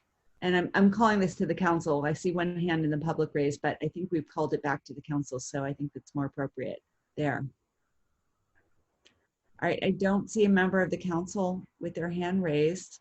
So why don't we move on from this item, and we are on item 13, which is election of a mayor. And it says the mayor has 2 minutes to talk on this. So it's our tradition that we do a rotation, and yet it's not written in law. I have had the pleasure of serving with the Vice Mayor, Julie McMillan, and it would be my inclination to follow tradition and propose that Julie McMillan serve as the new mayor of Ross. Does anyone want to be heard on this item? I'd like to move that Julie become our new mayor. Why don't I open up to public just in case anyone wants to be heard? Is there any member of the public that wants to be heard? I don't see any. Okay, so any member of council want to be heard, or is there a second to a proposed motion? I'll second the motion. Okay. Okay, I guess we take a vote on this. How do you vote, Councilmember Kircher? Aye. And Councilmember Cool? Aye. And Councilmember McMillan? Aye. And Councilmember Robbins? Aye. And Mayor Breckus? Aye. All right, so the motion passes. Great. Hey, don't get the wrong idea. Can you see that? Can you see? I Yeah. get it. That's for my daughter. Okay, I'll take it off now. You can wear it for a year, Julie. It's been such a pleasure to serve with you. Really, really fun. I was so happy when you joined the council. Your name had circulated forever as somebody that should be on it, and I couldn't agree more. It's just been a pleasure. Thank you, Elizabeth. I hope I do as good a job as you have done. Thank you. Thank you. Okay, apparently, even though I'm no longer mayor, it's my job to end this meeting and keep going. So I'm going to go to item number 14, which is election of mayor pro tem. And it says 2 minutes, but it doesn't say who's supposed to do it. So, Joe, what do you think? Someone needs to make a motion. Okay, well, why don't we open up to, well, my understanding is that tradition has us circulating. And if you looked at the last circulation, the obvious next person based on who was it last would be Councilmember Robbins. That's my view of how it rotates. Does anybody have any different view? Okay, before I open it for a motion, I'm going to just make sure members of the public don't want to be heard on this because it's an action item. And let me look, and I don't see anybody who wants to be heard. So is there a motion to nominate Councilmember Robbins as the vice mayor? I move to nominate Elizabeth Robbins as the mayor pro tem. Do we have a second? I'll second the motion. Thank All you. right, so let's take the vote. How do you vote, Councilmember Kircher? Aye. And Councilmember Cool? Aye. Councilmember McMillan? Aye. Councilmember Robbins? Aye. Mayor Breckus? Aye. Congratulations, Councilmember or Vice Mayor Robbins. Thank you. Okay, so we're on to number 15. We have council correspondence as item A and future council items as B. So start with A, council correspondence. Has anyone received correspondence? I think we've discussed all that I've received.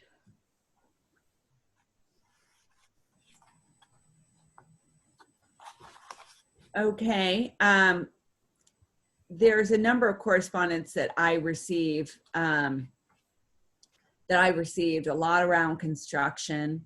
In particular, there's a family of first responders on Galena. It's not the one we were referring to earlier, but who have a kitchen remodel, which would normally go through, but their contractor is refusing to work. And so they have followed up with me and said, you know, they fell under this very narrow exception for continuing projects, but sadly, their contractor is an older person who doesn't want to work, especially with first responders, perhaps, I don't know. But so that was kind of a hardship situation I heard about. I've had numerous communications, as I mentioned in my mayor's report, about, you know, parking on, I got San Selmo or other jurisdictions saying, hey, open up Phoenix Lake to parking to everybody and open up Lagunitas to everyone. I got other people saying it's too crowded and that we should have more social distancing. I don't know if you guys got those too. I got complaints about gardeners working. I got concerns about financial welfare of downtown merchants, including a request that we loosen up our sign ordinance to notify that that is going on. A lot of post office box complaints, as Julie described. And, you know, crowds at Phoenix Lake generally, and voluminous biking. So those are the correspondence I've received in the last month. A lot of correspondence. Anybody else? I'm seeing Councilmember Kirchner has his hand raised, so I'll acknowledge him. And yeah, I just wanted to call attention to an email from one of my neighbors, Elizabeth Marlowe, and I think this was directed to the town, but it was back on April 11th. And she noted that she thought there were a number of people coming over from San Francisco to go to Phoenix Lake, and suggested the town consider eliminating the longer term parking downtown and leave simply the shorter term, the 15-minute spaces open. I've been up to Phoenix Lake on my bike, and there are plenty of people up there. But there usually are on a weekend or when it's nice weather. So I wondered whether anyone else has any experience with that. I did note that the town has put signs up warning people that you're not supposed to drive to, you know, to exercise. You're supposed to leave from your home or something to that effect. And maybe that's about as far as we can go on this. yeah, I have a little bit of concerns about leaving it to 15 minutes because, you know, my niece, for example, rents above the bike shop, and, you know, I would hate to be limited to 15 minutes. And, you know, I wouldn't mind being able to, 15 minutes might not be enough, you know, to do what you want to do around that area. But I certainly, I asked Joe at one point about, you know, what we're going to do about people parking there. You see them all the time when you drive by, unloading a bike. So clearly they're doing what they're not supposed to do. And you know, the town police has to, you know, be kind of central. They do rotations, but a lot of times they can be kind of central. I don't know, maybe it's a Chief Masterson question. Can they be a little bit more present in the downtown to kind of warn people and explain that's not allowed? I don't know.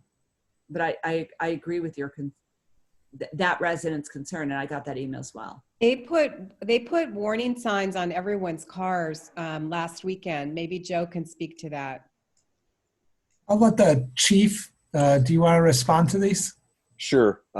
What we've done in the last week is we posted all the parking areas off Lagunitas, the side streets, no parking except for residents. And we posted signs in the downtown indicating that you can't drive to recreation areas. And the officers now, myself included, are out in the downtown during the day. And we're probably moving people that have driven into the area off a couple of dozen a day. So it's having an impact. Today is the lightest day I've seen, and the weather was pretty decent. Okay, thank you. So this is just kind of council correspondence, and I guess we move on, unless anybody else has an item, to future council items. And under that, we could agendize anything really. So moving on to, I'm sorry, I'm seeing Beach Cool's hand raised. I'm not sure if you wanted to be heard on this item or under future council items. No, I want to be heard on the correspondence item. As we began talking, I remembered that we got an email from one of our neighbors inviting, which was sent to many of the people in our neighborhood, inviting us to join in at 8 o'clock every night, banging on pans and yelling and stuff to thank the first responders and all the many people who are endangering themselves in providing services to all of us during this crisis. And we have formed such a thing. And as a couple of minutes ago, I heard it going on up here, and I know that Julie told me it's going on in her neighborhood. So I just want to report that correspondence has occurred and has been appropriately acknowledged.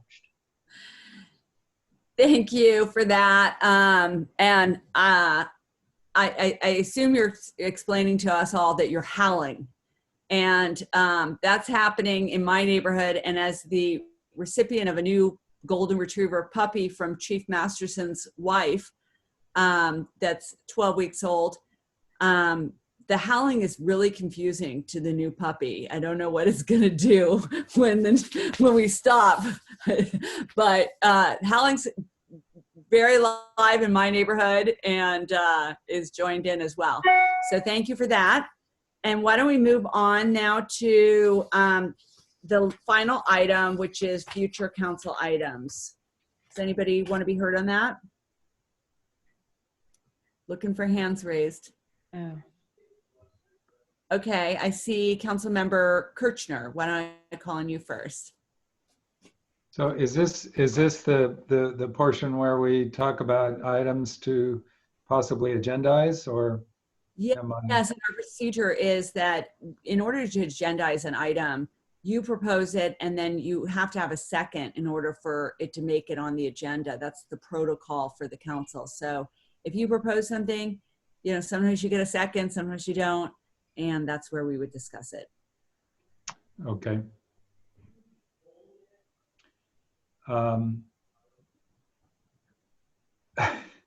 Well, I mean, I have a couple of proposals, but I don't know quite how to frame this or how to raise it.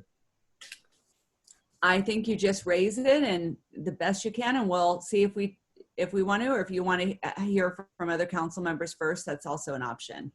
Okay. Okay. Well, I'll give it a try. We've been discussing this COVID-19 impact on construction projects and the extent to which we have discretion and don't have discretion. The county seems to be in the driver's seat here, and to some extent the state, but mostly the county.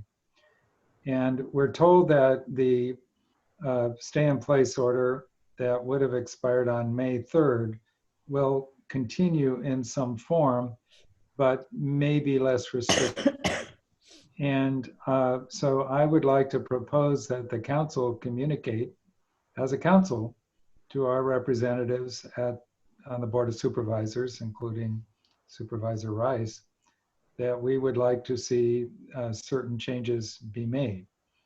But it seems to me that would be some sort of a resolution authorizing a letter signed by the mayor that should be agendized. So if I'm on the right track, that's what I would like to propose. So you know, I did write such a letter individually to Katie Rice when the first order came out, and her response was, hey, construction is essential. That was before this more limiting order. I've written to her a second time and said, you know, I raised some concerns I had about, hey, you know, can landscapers, could the county consider landscapers with one person on a car and one person doing leaves, so that we continue those jobs, and given that what I thought was a minimal health risk. really wrote that not as a council, for the council. I wrote that just saying, this is my question and my concern. I think we all have the ability to, I agree that we could potentially as a group do that. I don't know, Joe, what your perspective is. My thought is they're not going to further clarify that, because in order to clarify it, they're going to want to go to 6 jurisdictions, ours and 5 others, and that they're not doing that. But I don't know that for sure. I just would be concerned that if we limited it, maybe I'm getting beyond actually as I think about it, future council agenda items, first discussion of this, which, just so you know, Bill, we're allowed to raise this items to be discussed, but we can't discuss them.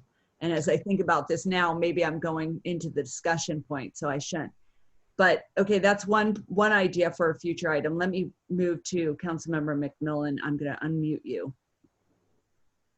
Mute myself. Well, I think we, in light of the fact that most construction projects have stopped, I think we need to have an agenda item with the staff's recommendation about how we deal with time limits for construction projects that have been interrupted because of this pandemic. I'll second the request for that item. And I also, for Bill's item, which is basically suggesting that the council take a position on various restrictions, I think it'd be okay to put that on the agenda for next month. If there are still a lot of restrictions at the county level that we might have some discretion with, if it's on our agenda, we could, as a council, take a position. I mean, we obviously can individually send letters, but I don't think it's unreasonable to put something like that on the agenda. Maybe we won't need it in a month, but it might be if a majority of us feel that there are restrictions that we should try to lobby to change a bit, then it'll be on the agenda and we could discuss it together. So I second Bill's item also. And I third the other one. Could I just ask Ben if we as a council have any leverage whatsoever to try to influence these public orders that are, involving 8 jurisdictions? I mean, are we just going to be kind of banging our head against a wall? I mean, I think it's a concern, and I've faced this interacting with the county council, trying to get guidance and advocating positions for my clients, for our cities. And I've had a hard time with that, given that he's acting in unison with 6 other county councils.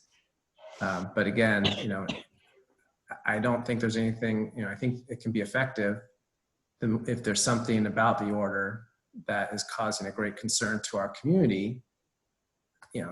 I see no harm in trying to get that voice heard as a collective council.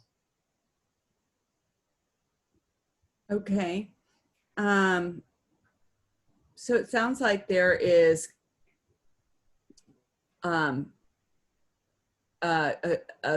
desire to have construction time penalties. I muted myself during that time as recommended. But there seems to be enough people wanting to talk about that. There seems to be a desire to talk about items that might involve, interpretation of this and a real council response, not just individual people emailing our representatives, but a real council response for clarification, which, as Elizabeth Robbins points out, may or may not be mute by the time we have another meeting.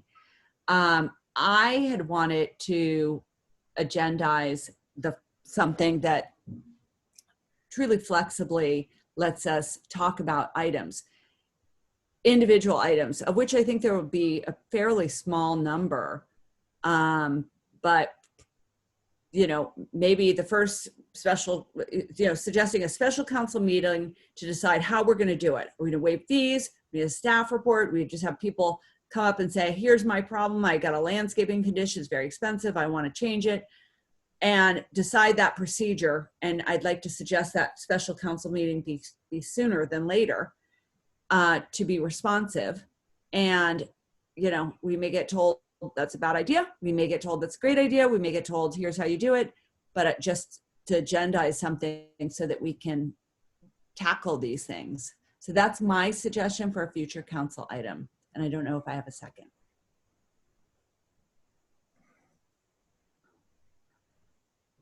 I just have a question about that.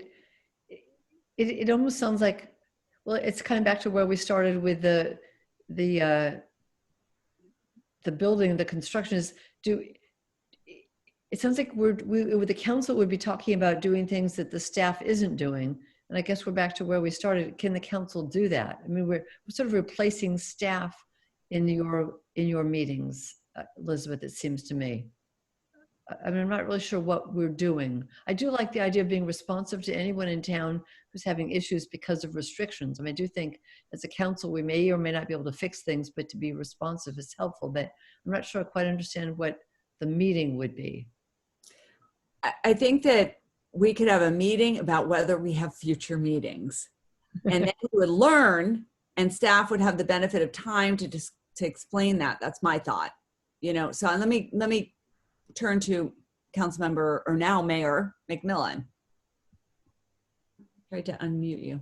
There. So, you know, I don't think we want to be in a position of second guessing the staff, but I also think that we want to be reasonable in handling this super unique issue. And I think, you know, you and I, Elizabeth, former Mayor Breckus, worked together to handle the issue on Bolinas in conjunction with the staff.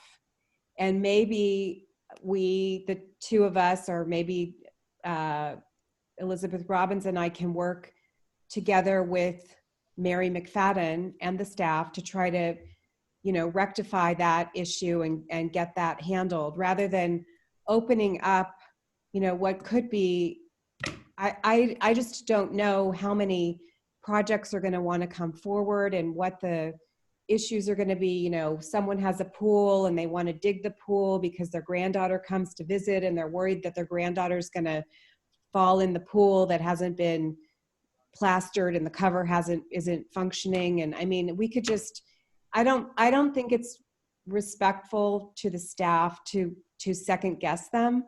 But I think in cases of really unique hardship, like Mary McFadden's, like the one on Bolinas, you know, maybe we do need to, a couple of council members need to spend an additional amount of time working with the staff to try to rectify it, rather than opening up a huge, you know, can of worms. Because I don't really, I'm not getting the sense, aside from those two projects, that there's really this groundswell of dissatisfaction with the way the staff has been handling and interpreting this order. I think you're right. I'm a little bit grappling with whether or not we're getting into the weeds and dealing and having the discussion that we could have if we agendized the appropriateness of having special council meetings. But let me hear from Councilmember Kirchner on this, because he has his hand raised. Yeah, you know, as I'm listening to this, I mean, I agree. We certainly don't want to be seen to be, or actually be, undermining our staff. But my concern is that this is such a rapidly evolving situation, and we agendize something for the next council meeting, which is not until May. And meanwhile, things are moving ahead, and I frankly, personally, would like to see something on calendar that gives us a chance to take some actions and hear from the public directly. And of course through staff too, with staff recommendations. So I'm not quite sure how to do that. You know, the idea of some special meetings sort of appealed to me for that reason, but I'm not too clear on exactly how to frame whatever we would be doing. Thank you. Okay, so I'm seeing Councilmember Cool one with his hand raised. And so it looks like you have a mic. Yeah, I'm concerned that this is too nebulous. How are we going to decide whose house is on this agenda, whose project is on this agenda? We've got to, if we're going to do something like this, we've got to set up some process for doing it. And we can't just let people call in and say, well, I want to tell you about my project. If we're going to do something like this, I think we have to start with a discussion of what it is and how the process is going to work. So as it presently stands, I don't think we have any very specific item being proposed to put on next month's agenda. So my request for a future council item is that we meet in 1 week, that we talk about a meeting where we in fact discuss how we would hold special council meetings. Maybe we can look back to the flood items. I believe that my recollection is they met weekly. If we see during that week time that we don't have meetings, or the advice is, hey, we don't need this, we don't even have anybody reaching out to us. I kind of hate to limit it to people who have already reached out to me, but I kind of also think that maybe that's all that there is. I'm not sure. If we resolve issues, I mean, just so everyone knows how it works, it's not that it has to be right now that we vote on agendizing this, but 2 council members, as I understand our rule, have to say, I want to agendize this. And if they do, then we have a meeting. The next question is, do we have a special council meeting in a week or 2 weeks? Or do we have a meeting in a month? I think a month is too soon. So, too late. I think that we should be a little more quick on our feet with this situation. So my suggestion is we hold a council meeting, special council meeting in a week. I'm not sure that we agendize any particular item, but maybe we, to Beach's point, put in a procedure to say, this is how we'll do it. That's my thought. Well, I can't attend. I've got a TAM meeting next Thursday, so I can't attend if it's going to be next Thursday. Well, I wasn't just suggesting in a week, like at night. I mean, we could do a day with the shelter in place. Everybody's got so much flexibility. Maybe we could set it, approximately in a week's time. But then what is the agenda for a week? Is the agenda to talk about how we help residents with their building projects? Is that the agenda item? I don't think so. My thought was just, how we are going to conduct special meetings to respond in real time to COVID problems, including any specific construction problem. Back to the point, if staff resolves things and we're great, we're good, we don't need to. If we see the need for a meeting, then, we follow this 2 council meeting rule. But the 2 council meeting rule normally contemplates that it would be 30 days out. My question is, how do we deal with the fact that we might want to have special meetings? I'm not sure, but I think we need to have a procedure in place to be a little more quick.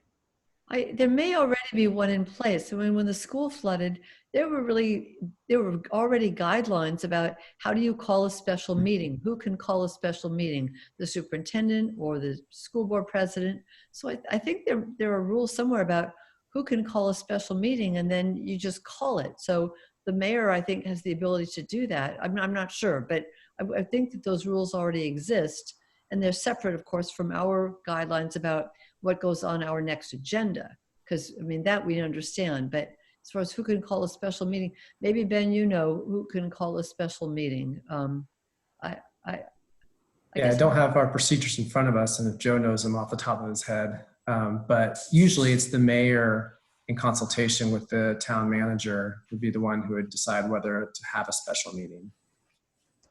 So does it mean that it's not a 2 council members? You have to have council and 1 council member and the town manager, and if they don't agree, there's no special meeting? I'm sorry, I didn't hear the first part of that. So normally we say that if two council members want to agendize, it doesn't just have to be the mayor and vice mayor, it can be any two council members. It gets agendized. But I don't know what the rule is relating to special council meetings, and I'd like to know that. Oh, no. So as part of this agenda item for 15B, you could certainly, as part of your request, have it be a special meeting if that's your request. If you have a second council member who agrees with that, then it would be a special meeting.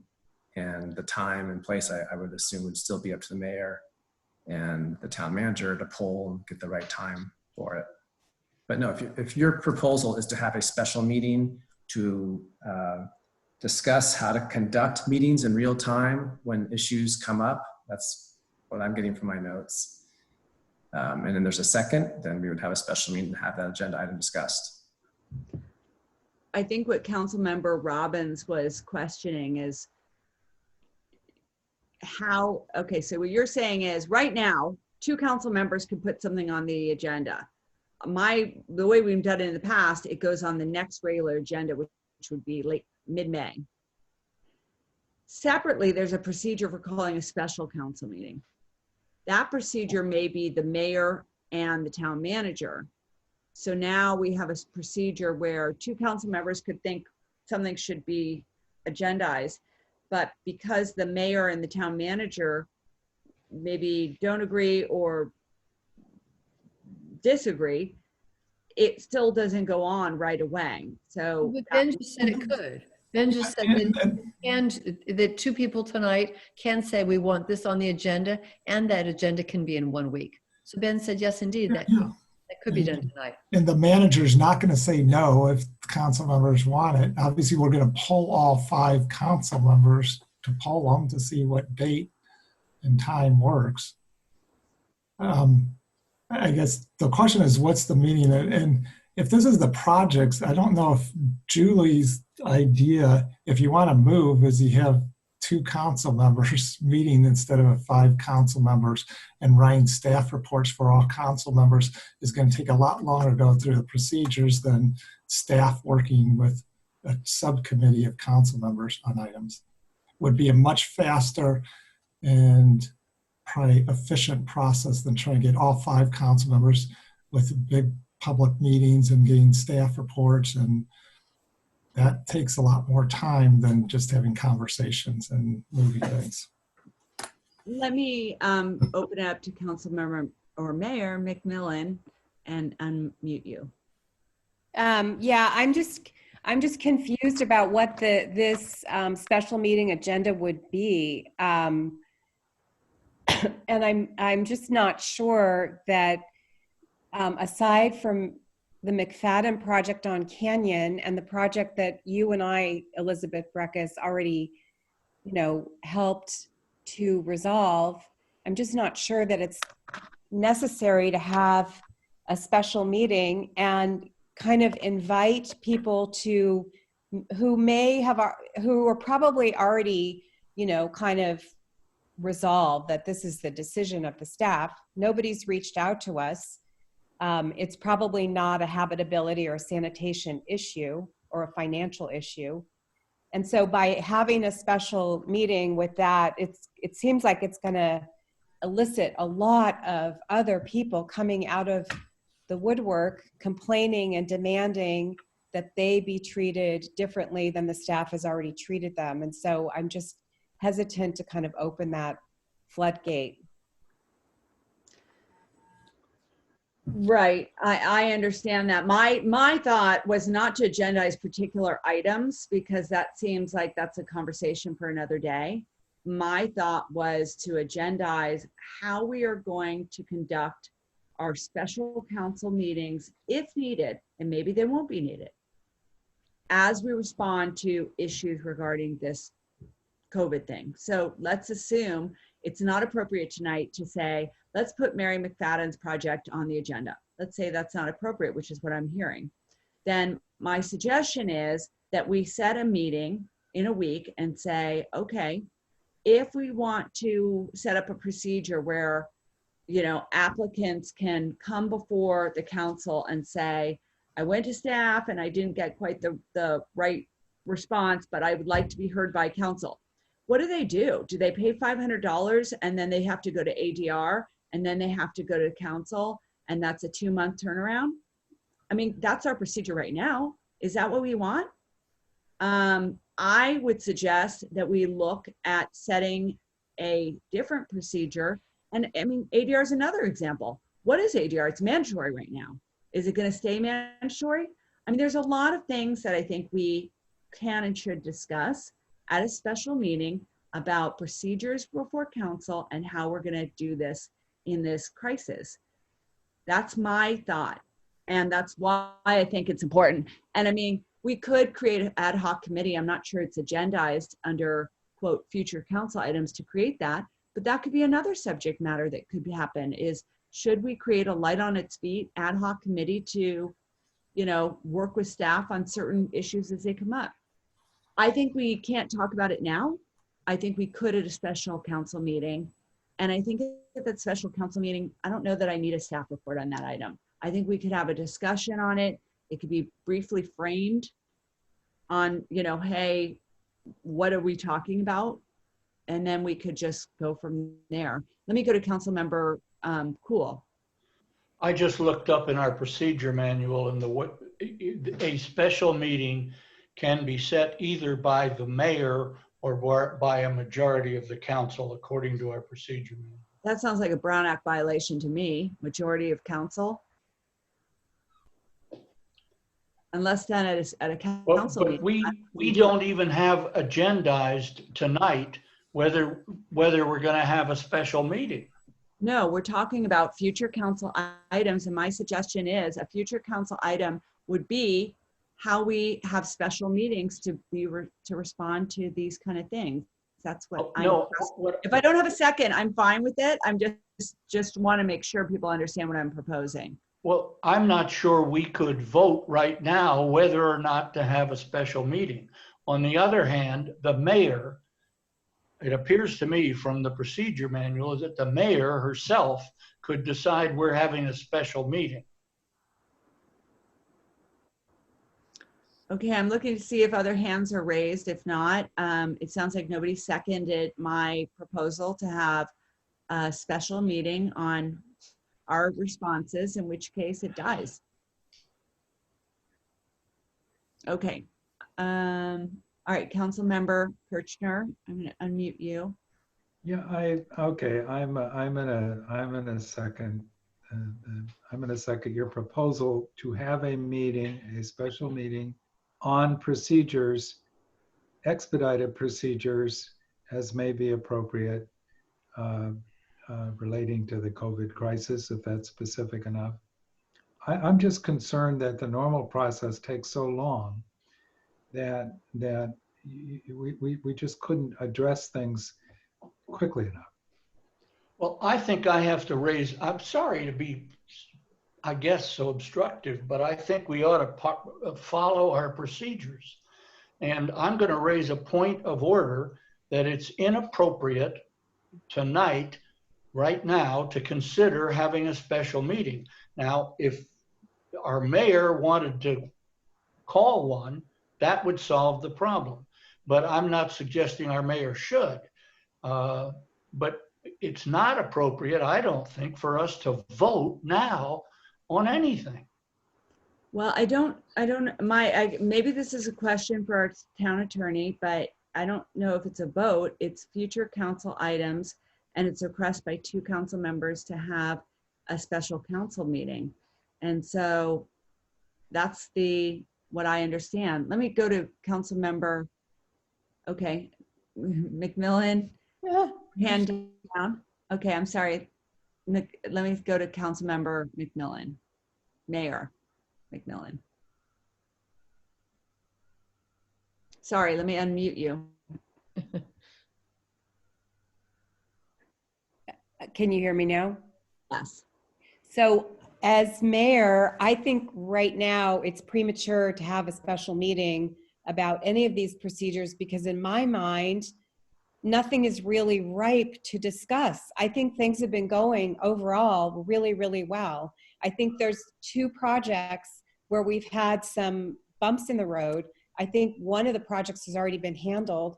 And I think, you know, probably with all of this discussion that we've had tonight, I think the staff probably has additional guidance and can go back and probably, hopefully, handle the other project. If it's still not, you know, if it's still churning around, maybe that's the time to call a special meeting. But I don't really understand calling a special meeting about procedures. I mean, I don't even know where we would begin. It's so hypothetical and so speculative as to what could come up procedurally down the road because of this thing. I just don't know what we would be talking about. So that's my view. I'm going to call on Councilmember Robbins. I agree with Julie. I think if things seem to be going, if there's, I feel like there's not an absolute obvious need for something to be discussed next week. If any day there is such a need, we just call a special meeting. Well, Julie calls a special meeting. But I'm okay to just leave things and have the staff work carefully and closely with the mayor about these current projects that are up in the air. I see the biggest problem with that as being the Brown Act violation. So let's assume Julie and Councilmember Robbins are talking about a specific project, and all of a sudden I get wind of it and I want to raise it. I'm no longer able to talk to Councilmember Robbins or the mayor because I can't do a Brown Act violation and loop them in on a problem that's occurred. So, you know, maybe I'm in a minority, but my thought is we have special council meetings, maybe they're 10 minutes long, and we say we have nothing to talk about. All problems have been solved, but having special council members gives the public an opportunity to say, hey, I got issues. Here's my open time. It gives the council members an opportunity to respond in real time and look like we should be doing things, which we should, and making sure we're responsive. But I appreciate that. My thought was that 2 council members are typically adequate to set future council items. I certainly think Councilmember Cool is competent enough to, if he looked up the protocols and sees that 3 is needed for a special council meeting, and we did not achieve a 3-person at this council meeting, then the best we can do is either one person of council, that would be the mayor, and I'm assuming Beach is right and he's reading it, can call a special council meeting in the next 30 days, or perhaps, well, there can't be a majority before then, right? Because that would be a Brown Act violation. So then the next best is we wait 30 days, we have no meetings, and if somebody you know, wants to raise it, we do so, but not committing a Brown Act violation. I'm not sure it's a Brown Act violation to, if we were to propose a special meeting and just get a yes or no from people, because isn't the Brown Act, you're not allowed to discuss the business, you know, discuss something of substance. But if the item is to schedule a meeting, I don't think that's a Brown Act violation. If somebody sent out an email and said, I'd like to schedule a meeting, can you say yes or no? Do you, I don't see that's, I don't think that's a Brown Act violation. Let me just step in here real quick. So you can determine whether to have a special meeting by polling the council and seeing if a majority wants to have a special meeting. That is an exemption of the Brown Act, so that would not be a problem. Okay, so if we limit it to, you know, a council member who felt like there should be a special council meeting, reaching out to all 5 and say, I'd like to have a special council meeting on A, B, and C. And then other people, what if they want clarification? I mean, we just spent like 20 minutes wanting clarification, and I always worry that we're skirting along the lines of discussion versus, you know, that. How could you give us some direction on how we would do that?